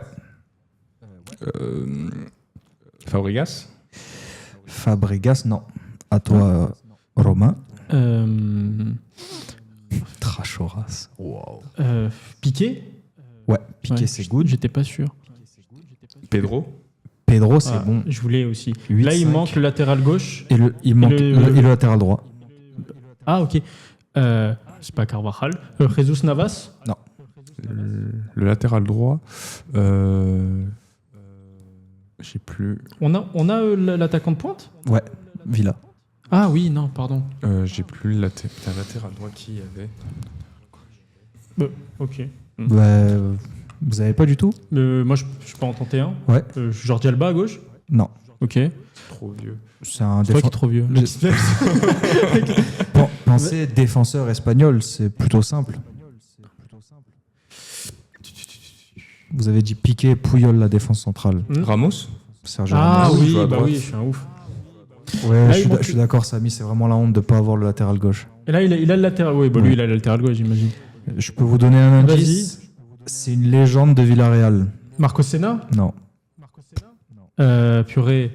J'en Stupinian, pas du tout. Latéral. Mais je suis sûr, on le connaît, j'imagine. Ah oui, vous le connaissez. C'est un nom composé, genre comme Jesus Non. Navas. C'est en un mot comme ça. Si je vous dis Juan. Bernat. Non. Non. Non. Bon, bah, on va passer à la suite. C'était Juan Capdevila. Ah, Juan. Capdevila. J'avais pas son prénom. Moi, j'avais. Mais Capdevila, je me Genre rappelle. Juan, j'avais J-U, mais c'est J-O-A-N, non, qu'on dit? C'est pas Juan, J-O-A-N. Mais ouais. j'avais Juan, genre J-U-A-N comme Bernat. Donc, Non, autant non. pour moi. Et du coup, Flavio, qui a un peu refait l'écart, il est à plus qu'à 2 points de J'ai gagné Romain. un point, quoi. Mais bon, C'est il y a, bien ça. il y a Eh. 4-11. Si tu Eh. gagnes un point sur chaque 11, C'est au bon. final, on sera pas trop mal. Le deuxième 11, c'est le 11 de l'Ajax qui s'impose 4-0 au Bernabeu. Ok. Ok. Onana. Onana, c'est bon. Tadic. Tadic, c'est bon. Mazraoui. Mazraoui, c'est bon. De Lirt. De Ligt, c'est bon. Tac. Tu me dis quand t'es bon. Ouais. Blind. Ou Blind. Dale Blind, Yeah. c'est good. De Jong. De Jong, c'est bon. Van de Beek. Van de Beek, c'est bon. Ah putain, je l'ai pas. En plus, Romain, il va l'avoir juste après, je le sais. J'ai oublié comment il s'appelle. Je sais pas. Je vais dire De Roon, mais c'est pas ça. David Neres. Voilà, c'est David lui. Neres, putain. c'est bon. Comment tu confonds De Roon et David Toi, Neres? Non, c'est juste j'ai dit quelqu'un qui n'avait rien à voir, mais Il vous reste le latéral gauche, l'autre milieu de terrain, c'est assez dur. Oui. Moi, je l'avais pas. Non, moi je l'ai. Et l'ailier droit. Mais c'est parce que j'adore. c'est pas Klassen l'autre. Non. Non, c'est Cheneux. Laschen, exactement. Il manque là. Il manque le latéral gauche et Ouais. l'ailier droit. Ok. Qui sont Tagliafico. Tagliafico. Ah, c'est je l'avais bon. pas, mais j'avais. Oui. Et l'ailier droit, C'est Hakim. oui, Hakim Ziyech. Hakim Gemili. Non, Ziyech. Hakim Ziyech. Flavio qui se fait distancer de 2 points sur cette manche. Oui. Tu te retrouves à 4, mon petit Flavio. La question suivante, c'est est-ce que vous avez le 11 de... Ça, c'est très très dur pour le coup. Ok. En fait, vous avez tous les joueurs, mais pour que ça revienne dans votre tête, c'est pas évident. Les joueurs de Manchester United lors de la victoire en finale de Ligue Europa, ce qui était d'ailleurs aussi face à l'Ajax. Ok. Et c'est plutôt pas évident selon moi. Attends, comment ça? Ça l'Ajax. Mais pas, oui, mais non, pas la même saison du coup, non. Non. Oui, je suis Non, parti en c'est une autre Belgique. saison. Ok, donc United. Bruno Fernandes. Zlatan. Non. Ah oui, il joue pas la finale. Oui, c'est vrai, il l'a Tu loupé. sais que j'en ai aucun souvenir. J'ai rien. Je veux dire, Onana, est-ce qu'il est à United là? Non. Oh, j'ai rien, gros. Comment il s'appelle? Pogba. Paul Pogba, c'est bon. Est-ce que c'était. Flavio, c'est ta chance. Je vais aller super. Putain, je vais trop loin. Est-ce que c'était Victor Valdés le goal? Ah oui, quand même. De Non, non. Gea. Non plus. Ah. Ah, on est nul. Maguire. Non. Rojo. Non. Oh, la catastrophe. Ah, c'est horrible. Cruz Rojo. Est-ce qu'il y avait Valencia? Oui. Oui. Antonio Valencia, c'est bon. Rashford. Rashford, c'est bon. Non, il n'y était pas du tout, lui. Bah, essayez de toute façon. Name drop. Sancho. Smalling. Smalling, c'est bon. C'est ça, Flavio. Lisandro Martinez. Non. Non. Luke Shaw. Non. Est-ce qu'on peut avoir l'année si tu l'as, s'il te plaît? Non. Ok, merci. C'est 2017. 2017. J'allais dire Carrie comme un fou J'ai l'impression furieux. que ça t'aide pas trop au début. Non, mais non, j'en ai pas. Flavio, je t'en ai un autre. Vas-y. Je peux pas garder. Lindelof. Non. Ah, bien vu. Je vais vous donner les nationalités. Il vous reste un Argentin, un Néerlandais, Ah, je l'ai. un Italien, un Darmian. Matteo Darmian, exactement, Ouais. Romain. Là, je vais vous dire la nationalité. Ah oui. Romero. Sergio Romero, exactement, Oui. Flavio. Le Magnifique. néerlandais, c'était Van de Beek. Van de Non. Beek. Non.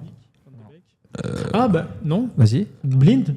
D'aller Blind, exactement. Oui, voilà, oui. Blind, oui. Qu'est-ce qu'il nous reste comme nationalité? Là, c'est au plus vite, il n'y a plus d'ordre. Un Arménien. Mkhitaryan. J'arrive pas à le prononcer aussi. T'aurais bégayé avant moi, ça aurait marché. Un Belge. Yann Ouyaz. Non. Ah, Belge. Purée. Ah, Fellaini. Fellaini, Ah, bien, exactement, Flavio. Flavio. Et 2 Espagnols, il reste 2 milieux. Vous avez toute l'équipe. Juan Mata. Juan Mata. Et il reste un autre Espagnol. C'est un quoi, lui? Un milieu de terrain aussi? C'est 2 milieux de terrain. Herrera. Ah, bien, Flavio. exactement. Ouais, bravo. Flavio qui se rapproche beaucoup parce qu'il y a 18 à 17, ça fait plus 1 pour Ouais. Romain. Flavio, Qu'est-ce qu'on était. Pardon, on était pas Ouais, ah fou oui, on a furieux, vraiment. vraiment. Après, ça, franchement, avec les nationalités, vous les avez eu. Bon, tu sais, c'est des joueurs que t'as, mais C'est pas une équipe c'était qui dur. c'est pas Honnêtement, une c'était équipe qui dur. marque. J'ai hésité à pas le mettre. Tu te rappelles plus de Ouais. quand ils ont joué là-bas, en fait. C'est- Tu sais qu'ils ont joué, mais pas quand. Moi, c'est le Zlatan. En fait, il fait. et C'est Ouais. l'année où il y est, où c'est le joueur phare et il se blesse pour la finale. En fait, j'avais la photo moi de Pogba avec la coupe et c'est tout. Après, j'avais plus rien. On va passer à un autre 11. OM Bayern en quart de finale de Ligue des Champions. L'Olympique de Marseille perd 2-0 à la maison.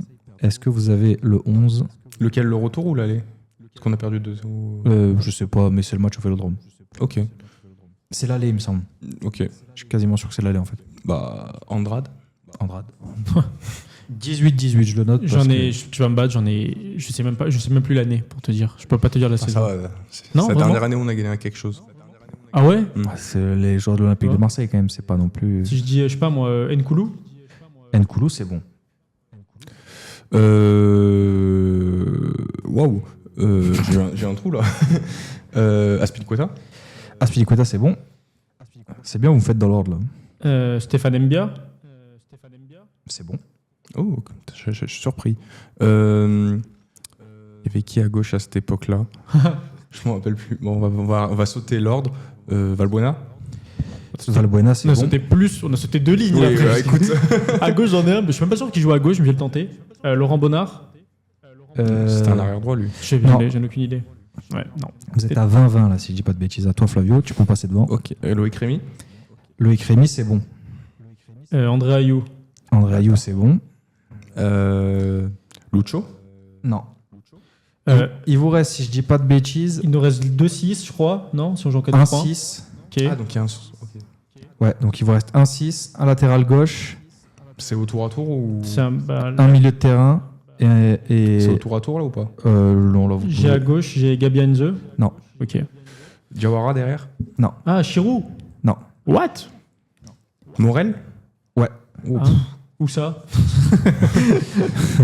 Et là, il reste un 6. Ouais. Et Il reste un 6, un central et un ailier droit. 6 Diarra. Alou Diarra. oh purée, je l'avais oublié. L'ailier droit, si je dis Bakikone. Non. Et une ligne droite. Amalfitano. Tu m'as Amalfitano. battu, Flavio. Il reste quoi? Quel est le score? Il vous reste un central. Et il y a combien au score? Il y a 24-21. Donc plus 3 Flavio. Bon, il a gagné du coup. Mais, non, mais après, il y a encore un truc. Ah, il y a encore un truc. Ok, un central français. Ouais. Français. Si je vous dis le nom, c'est trop facile. Il a joué dans d'autres clubs avant. T'as d'autres clubs où il a joué? Ouais, mais si je vous le dis, vous l'avez. Ah, Romao. Non. Ah, purée. Togolais. mais Défenseur il a été central français. capable d'évoluer à droite. Fanny. Rod Fanny. Ah, je l'avais pas. 25, 20, ça fait plus C'est 4. là aussi on n'a pas été très bon sur Non, l'OM. non, mais bro, j'avais même plus la saison. J'avais complètement oublié ça. Ah, plus le quiz est long, plus je suis nul. On va pas faire la full quiz, ou alors je serai pas là. T'as failli me spoil ma liste avant l'émission, quand t'as dit les directeurs sportifs. Ouais, j'ai compris. Est-ce que vous pouvez me citer les 17 entraîneurs de l'OM sur les 20 dernières années? Ouais, c'était sûr. Bon, Vas-y, commence. Franchement, c'est une liste assez facile. Normalement, si vous êtes un peu concentré, Flavio est pas censé perdre. est-ce qu'on compte Abardonado ou pas? Oui, Ok, bah alors je le dis. c'est bon. Ah bah, Alors, c'est bon. c'était il y a très longtemps, mais Roberto De Zerbi. Roberto De Zerbi, c'est bon. Jean-Louis Gasset. Jean-Louis Gasset, c'est bon. Attends, une seconde, tac. Vas-y. J'élimine ça. On est bon. Marcelino. Marcelino, c'est bon. Gattuso. Gattuso, c'est bon. Tudor. Tudor, c'est bon.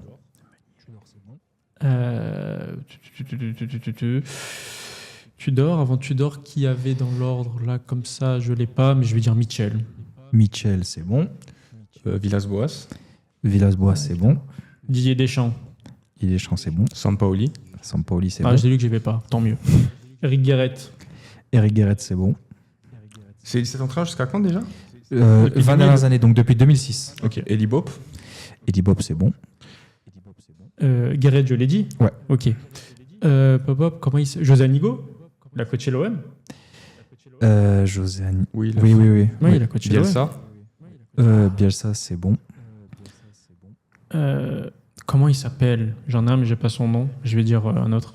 Nasser Largué. Nasser Largué, c'est bon. Oui, putain, il était bien sûr. Il vous en reste 3. Ouais, je sais qu'il me reste là, mais je l'ai plus. Là, j'ai plus grand monde là.